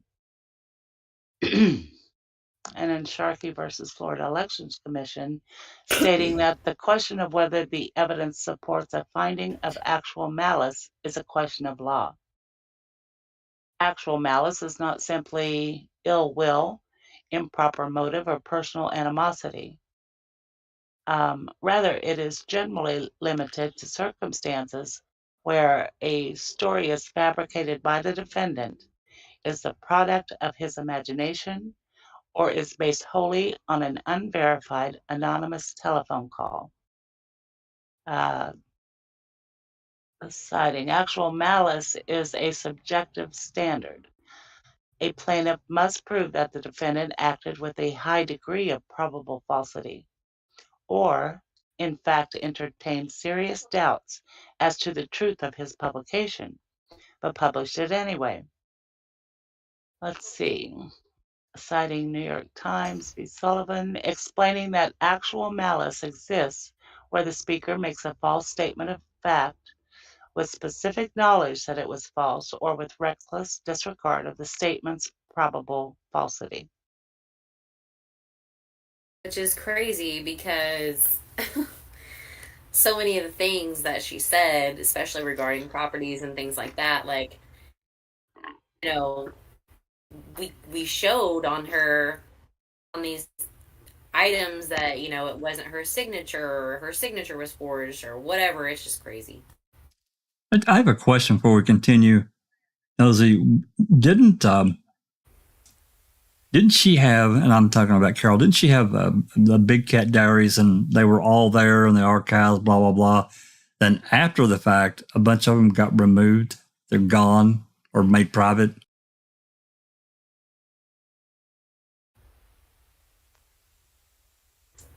I'm not sure. Seems to me like I remember that being talked about at some point, that that there were a lot of them that went missing from her archives on the Big Cat Diaries. Oh yeah. Yeah, she definitely went back. Okay, so you can actually go and look and see where she edited her videos, like the time and frame. And she did take down some videos in the very beginning. Either took them down or privated them. Yeah, there are some of those. Also, You can see where people edit. Do you want me to go, Susan, or you? Yeah, go ahead, Nosey.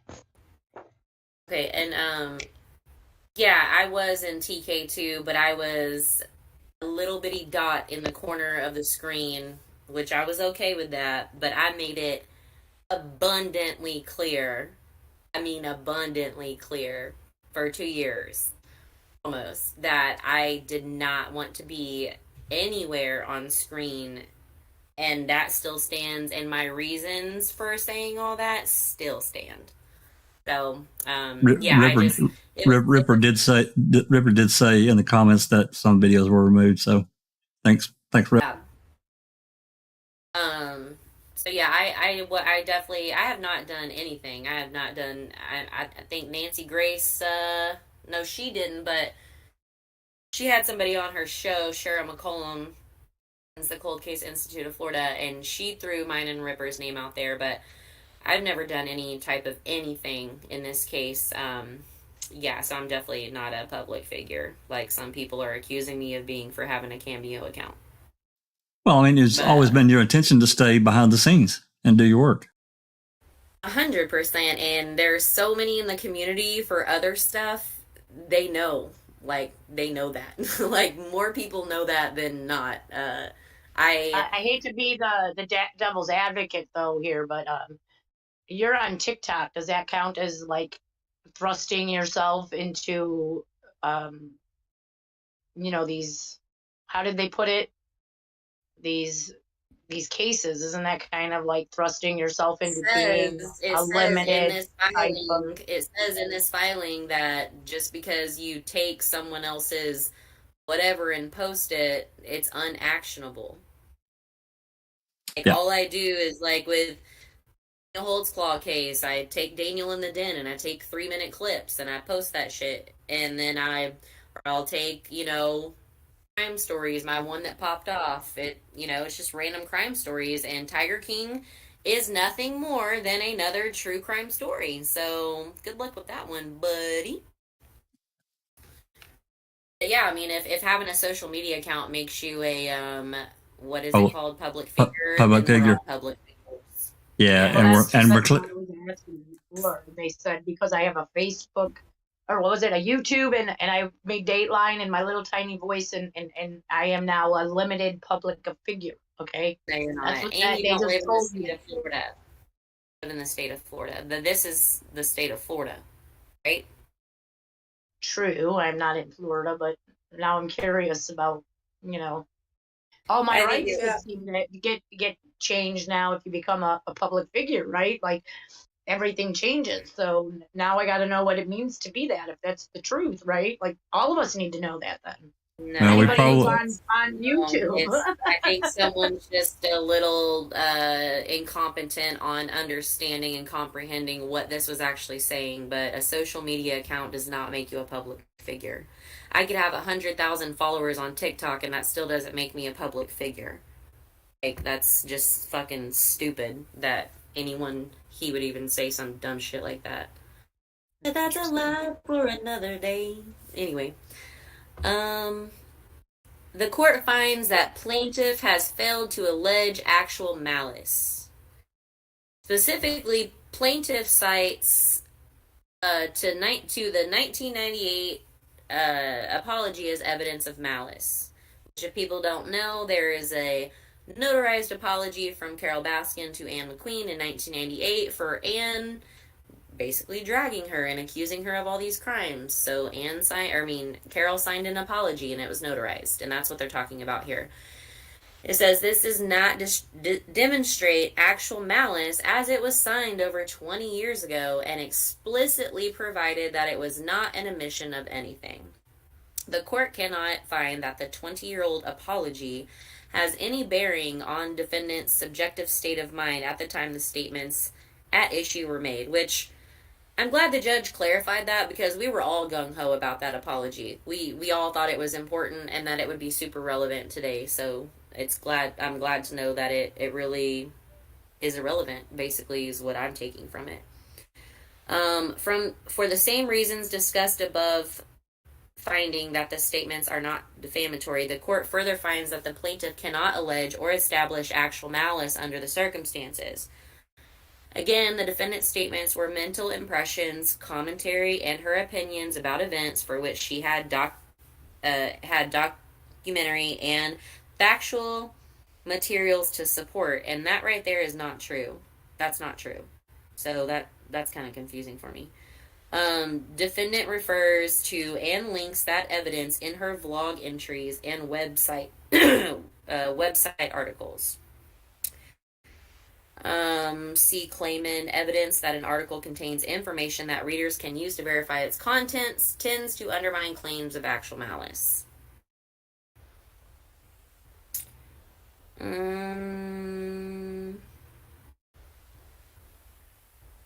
Okay.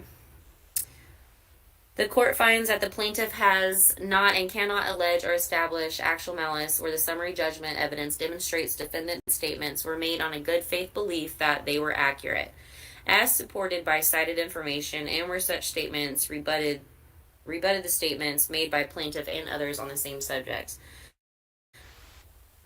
The court finds that plaintiff has failed to present summary judgment evidence which would demonstrate a genuine issue of material fact that would allow a jury to find the evidence of actual malice under Sullivan's standard.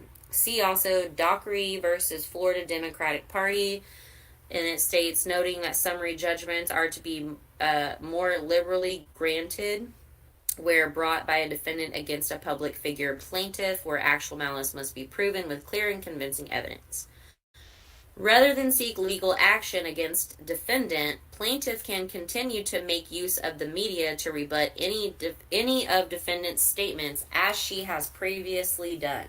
Which, I don't recall Anne ever being in the media defending statements of Carole. She, did interviews about, interviews and answered questions that she was asked. I don't recall her ever specifically addressing detailed slander, but I could be wrong. It might be out there. I'm not sure if this is a comment that I like being in this group, but can I make can you guys, I don't know, it says no keep, I don't like that David Marie comment. Can we remove that or something? Oh yeah, is one of the mods delete that douchebag?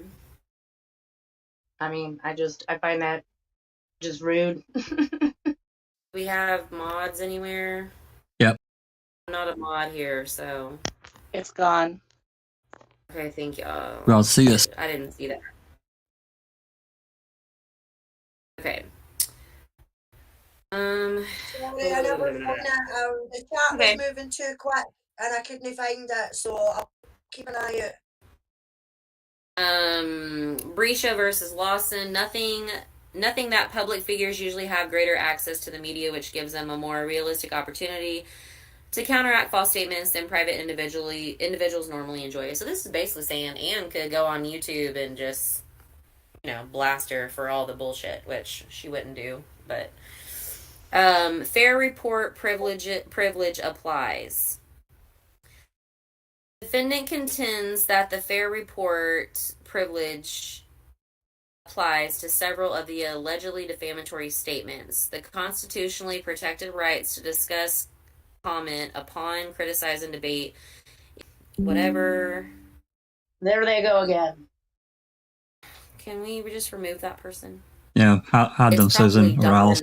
It's probably the Dawn Horby or whatever her stupid name is. Anyways, explaining that the privilege was originally extended to the news media to accurately report on the information they received from government officials, including reporting the contents of an official document, so long as their account is reasonably accurate and fair. Yet the fair comments... Oops, sorry. Scroll J-Jax. It's okay. Yet the comment is not absolute. To prevail at trial, a plaintiff must establish not only the falsity of the claimed defamation, but also demonstrate through clear and convincing evidence that the defendant knew the statements were false or recklessly disregarded the truth. Dimby 667, whatever. Reckless disregard is not measured by whether a reasonably prudent person would have published or would have investigated before publishing. The plaintiff must show the defendant, in fact, entertained serious doubts as to the truth of his publication. To the extent any of the statements are deemed libelous or slanderous per se, and they address the conservatorship litigation, the court finds that the fair comment or fair report privilege applies to insulate defendant from liability from those statements. Clayman versus whatever, explaining that the defamation per se claim can proceed under a theory of libel per se or slander per se, and nothing that both types find actionable statements charging someone of a felony or infamous crime. Miami Herald Publication Company, I'm assuming that's what that means, explaining that fair comment is one defense to a claim of libel per se. See also Allen versus Palm Beach Newspaper, affirming trial court's defamation that the record supported a finding that the statements were fair, accurate, and impartial, even if some of the information was phrased to catch readership attention. With respect to those statements related to court filings in connection with the conservatorship litigation, defendant's statements were fair reports of court records or proceedings. That's not true completely. In conveying news, see Rasmussen, in conveying news and comment to its readers, the media defendant need not describe legal proceedings in technically precise language. Within the publications, defendant often displayed and or hyperlinked the relaxed court documents. That's not true. She always linked Big Cat Rescue site. That's what she links. She does not link the court documents. While defendant may have phrased her reports in such a way to grab the attention of her website and or blog followers, those statements about the court proceedings fairly relate information about the litigation. Ooh, okay, this is interesting. Attorney's fees under SLAP. The court finds that this action is a strategic lawsuit against public participation in violation of Section 768.295. If anybody wants to Google that to see what that is, 768.295. The only basis for counts 1, 2, and 3 of plaintiff's second amended complaint was defendant's protected speech. Section 768.295, number 4, subsection, whatever, provides that the court shall award the prevailing party reasonable attorney fees and costs incurred in connection with a claim that an action was filed in violation of this section. See also Brescia. Noting that the statute provides for fees and costs incurred in connection with the SLAP motion itself, the court reserves jurisdiction to consider the issue of reasonable attorney fees and costs upon the filing of the proper motion, notice, and hearing. Should defendant pursue an award of attorney's fees and costs, she must notify the court so that the court may enter any other orders on procedures related to this issue.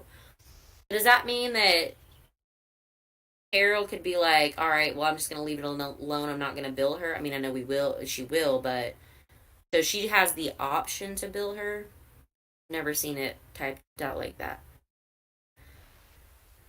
Breach Act fiduciary duty claim fails. With respect to count 5, breach of contract and fiduciary duty, defendant contends that plaintiff failed to identify any provision of the alleged contract that the defendant breached. And they're talking about the 1998 apology. Failed to allege facts establishing a fiduciary duty and failed to establish that defendant waived her First Amendment rights in the alleged contract. The court agrees and finds that the claim must be dismissed with prejudice for several reasons. Plaintiff's written opposition did not make any responsive argument to defendant's contention that count 5 failed to state a cause of action upon which relief may be granted.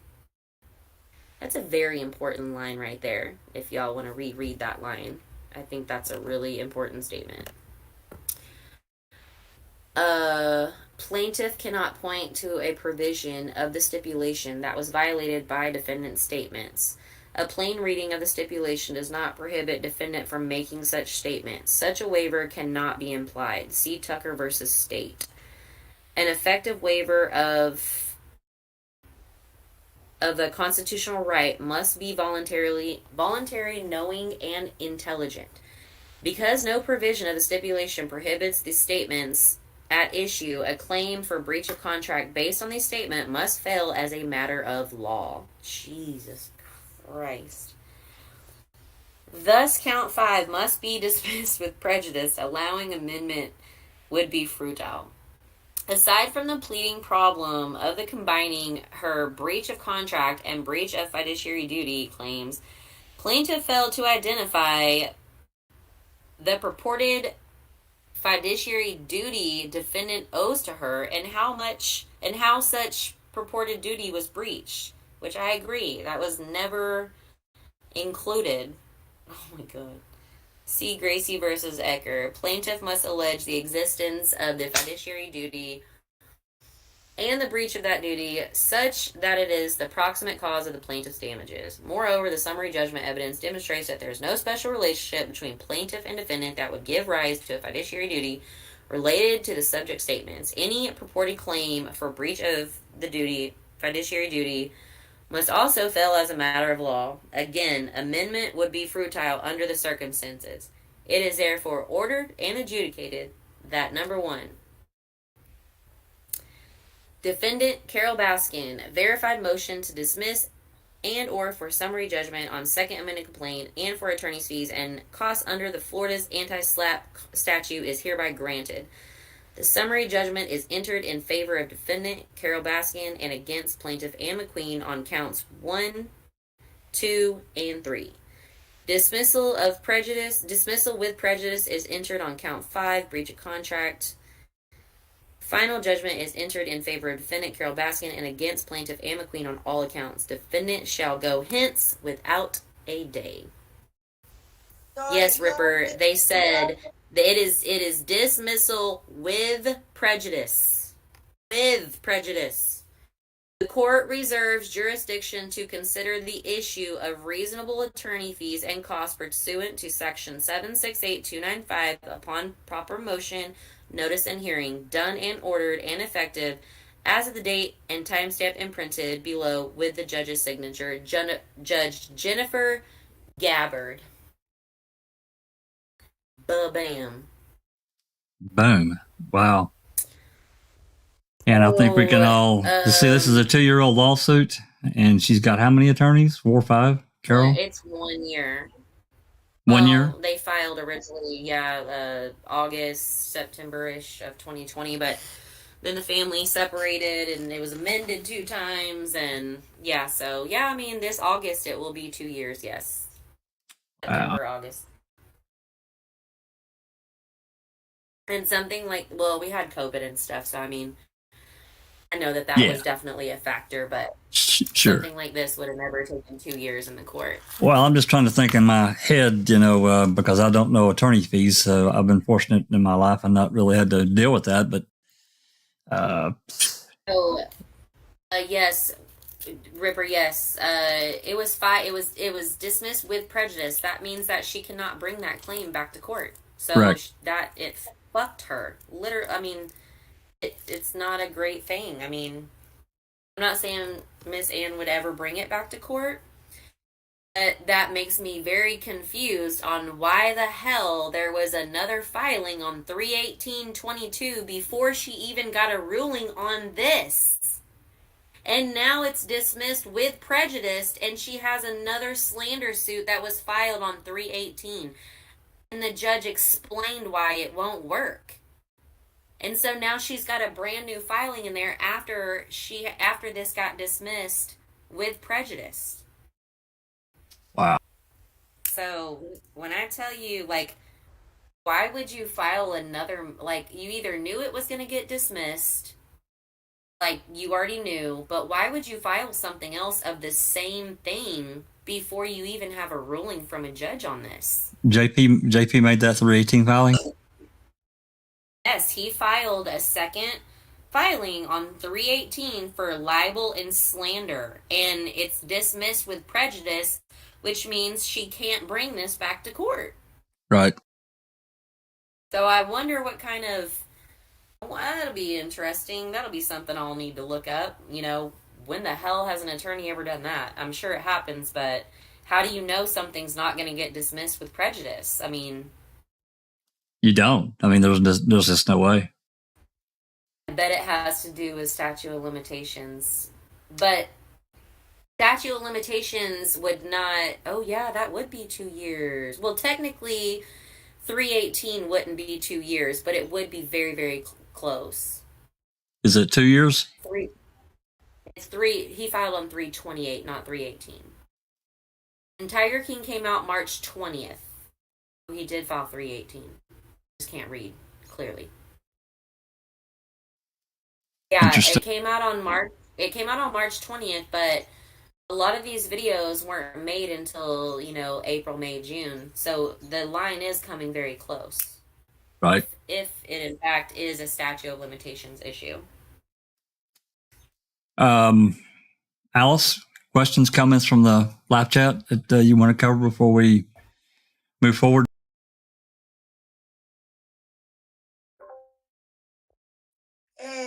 Laura Buck says, my opinion is the more attorneys you think you need, the more shit you've been dishing out to people.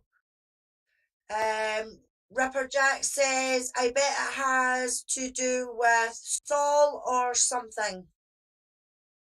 Oh, yeah, statute of limitations. Yeah, I'm not sure what it is. I know that with in Wisconsin for Coburn v. Netflix lawsuit, it was 3 years, and they were actually late filing. But yeah, it was 3 years in Wisconsin. So yeah, Peggy says yes, and it asks if another case was involved. The yes box was checked with this case's info.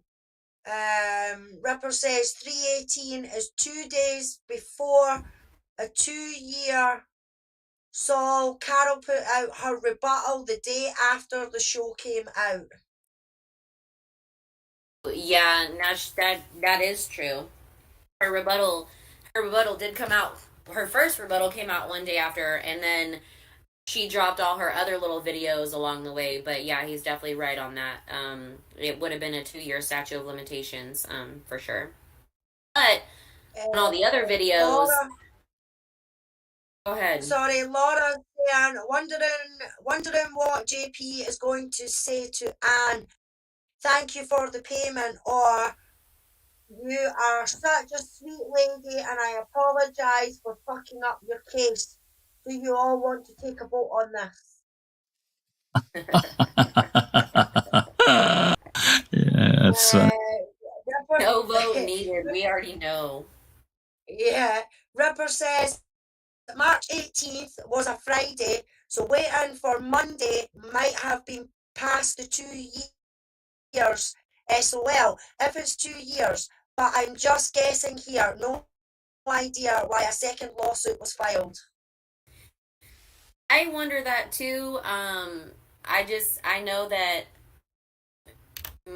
know Miss Ann wants this all to just you know, she doesn't want this anymore in her, like she wants her life back. And so I'm very confused on a second lawsuit and going through it all over again. Like, it's very confusing, but I'm sure we'll find out soon. Yeah, I don't really understand it when he didn't have a ruling on the first lawsuit.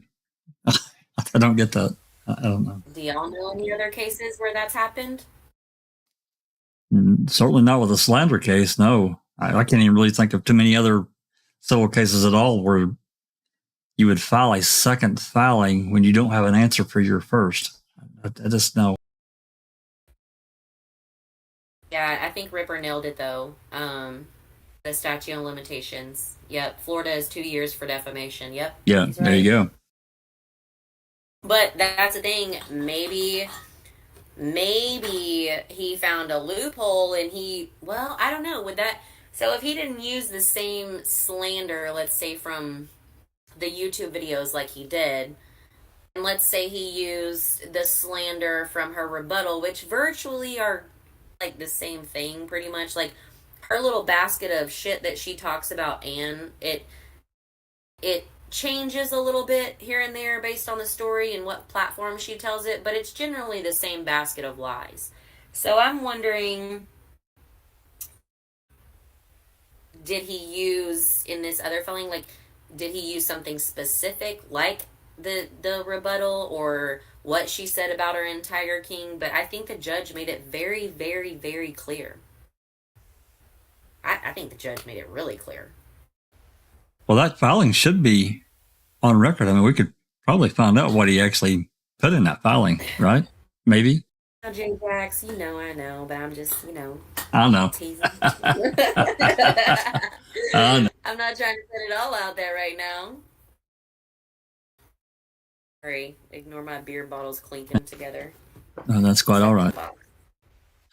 But thank you guys for doing this with us. And J-Jax, you went through hell with the technical difficulties, but thank y'all for doing this on such short notice. We needed to be out there and discussed. Well, and we'd have done it 2 hours sooner if, YouTube, somebody had some YouTube engineer probably, they're probably on fire right now, but, Yeah. it broke the shit out of YouTube because neither one of my sidebars would open at all. Well, I mean, they would open, but there was nothing there. It was blank. Yeah, everybody's was down. Yeah. Crazy. Jinxie, no, she has not mentioned this on any of her social media that I've seen, and I went and checked it today when we found out. Or yesterday, whatever fucking day it was, but I went and checked, and neither one of them posted anything, which Are you is talking so about, weird to me. Talking about Carole's social media? Nothing about this at all? Yes. That's Carole weird. didn't post about it. He obviously didn't post about it because, it makes him look ridiculous. Well, that's a big win for her. That's a big win for her. I think so too. I cannot believe she's not gloating. What's going on? Yeah. Ripper Jack says it's all based off her diary entries though. Therefore, it's not her presenting it as actual fact. And then he says, Peggy has a filing, Jack. Do you want him to email you? Please. Yeah, he's got my email. Please. Getting back to this other though, I don't know these people's, personal lives, and it's none of my business, but, you're thinking about Anne and, I don't really know. I don't even know her as a person, but what little bit I do know, she seemed like a nice person, to me, but, she gets hit with a, $300,000 or $400,000 lawyer bill. Does she have the means to pay that? I'm not going to speak on my Anne's finances, but I'm just going to say that this is not what she wanted. I understand. From what I know, she just wants to live her life. I don't want to speak for her either because I'll get in trouble later. Dang it. I'm trying to say this is non-speaking, but she just, we all wish we could have done some things different and whatever, but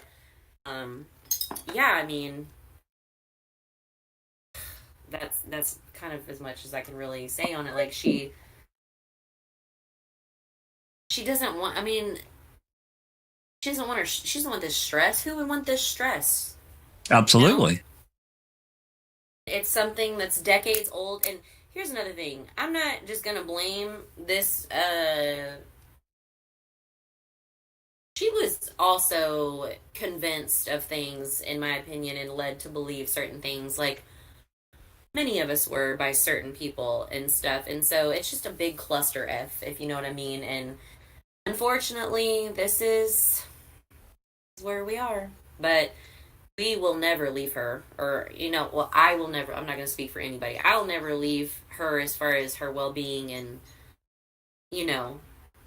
making sure she's okay. And if I find something, I will give it to her. If I'm researching and I find something that will help her, whatever, even if she don't want nothing to do with it, I will send it to her. And I think our entire group feels that way.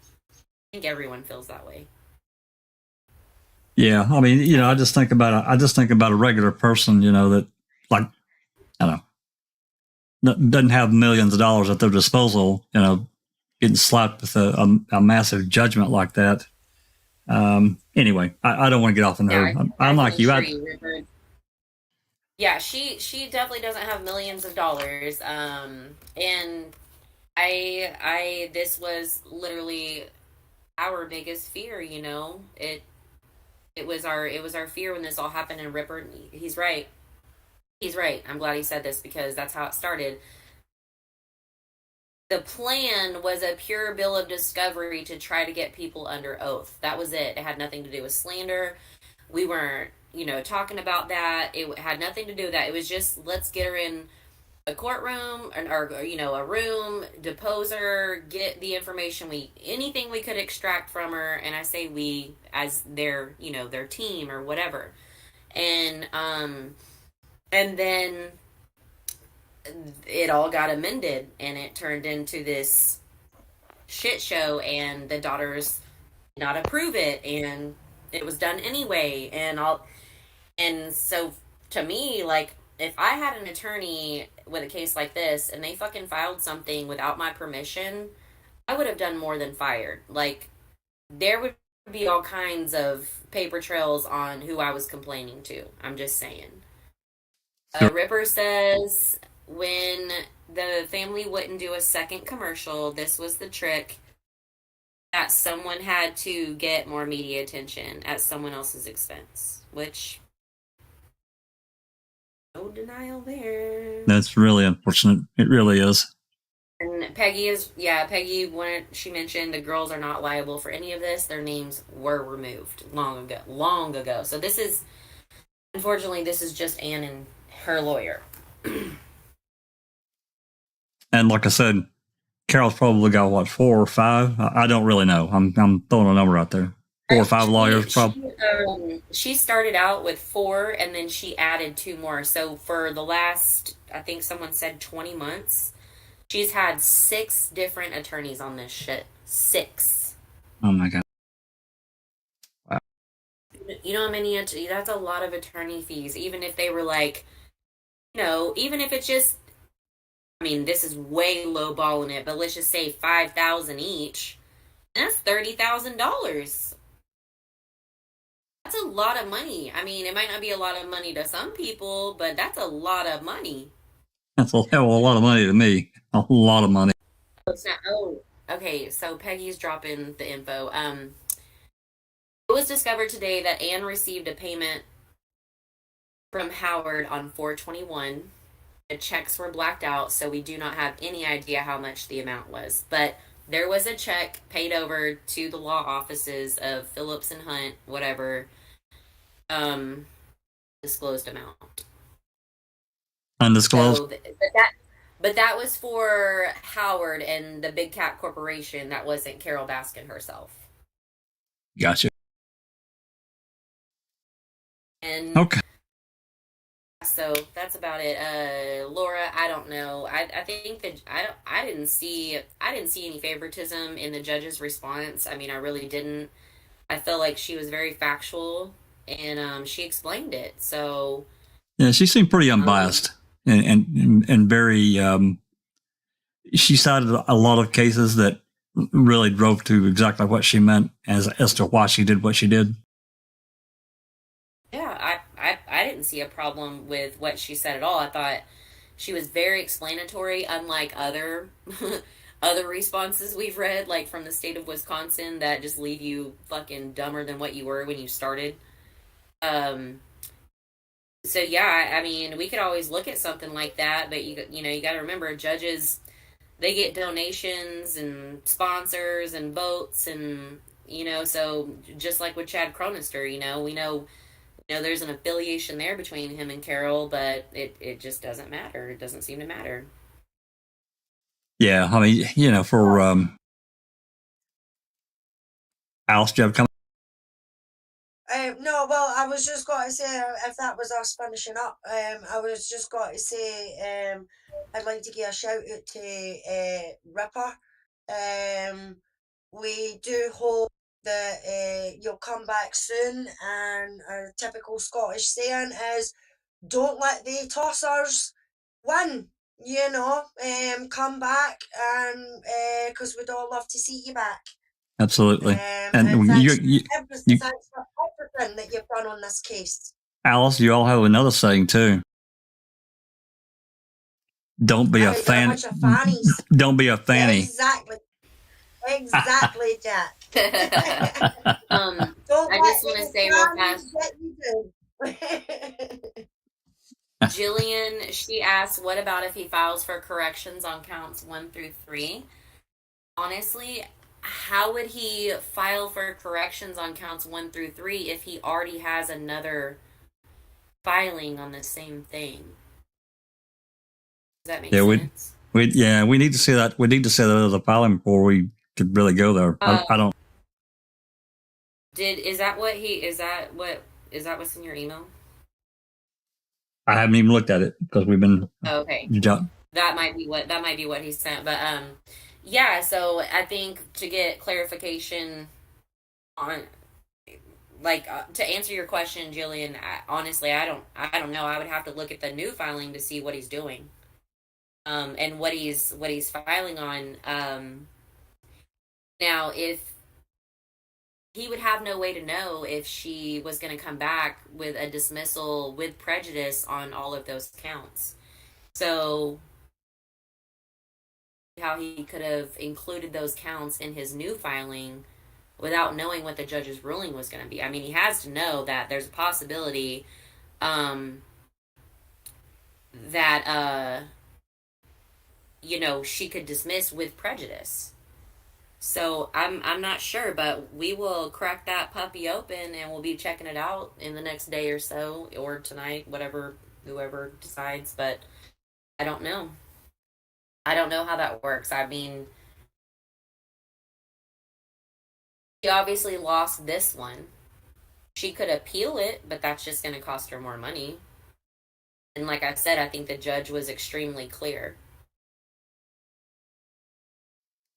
Not to mention the procedural issues alone. Like, even with the procedural issues alone, she lost. And the sad thing is all of us that read this shit, you know, back whenever it was filed and amended, and then we read that, Ripper did videos on it. We knew it was a done deal because, you know, the procedural errors. So we've known this was going to be the outcome for a long time. This other document that it was in my email is an 18-page. Maybe we can do that. Take a look at it and do this another night. It's okay with me. Yeah, I mean, I'm down for any time. I haven't read it yet. I actually haven't even seen it. Earlier, whenever Peggy was trying to open it, we actually couldn't even access it at the time. And then randomly today, she was able to access it. So we can definitely plan to come back here. I don't know. I know that you guys have Crime Theory tomorrow with Christina, but I don't know what y'all have going on. Yeah, and then Rhonda's got her thing at right, a few hours after that, and then I'm good. Yeah, and I'm good Thursday and Friday, and then of course we do our other stuff on the weekend. So whenever we figure it out. Okay, we'll figure it out. Well, thank you guys. I appreciate y'all being here and giving a crap about Miss Anne and what is happening, and I would like, just everyone be thinking about her, and we'll kind of go from there and see what we can do. Miss Anne is awesome, Nosey. Yes, she's amazing. Yeah, she is awesome. As soon as I seen her on Ripper's first video and the way she was, I was like, oh, I could get on with this woman. We could have plenty parties. Yeah, let me tell you, you don't want to ever be scolded by her. I'll tell you that. Oh, I bet not. You don't want to be on her bad side. But Definitely not. she's definitely a gem. She's amazing, and she's got the best heart in the whole world. But unfortunately, she, I am a walking definition. Sometimes you just trust the wrong folks, and since I've been in this community, I've been shown that several times, and that's fine, but we push through, we make it through, we'll figure it out, and if she ends up with all these fucking fees, we'll figure it out. We'll figure it out. There you go. Alrighty. Yep. I'd like to also thank everyone and appreciate you, Nosey and Jynx, and Ripper contacting me and getting this information out there. And we're glad to do it, and we'll continue to do it as long as we need to. So, anyway, with that said, until next time, this has been a Foul Play production.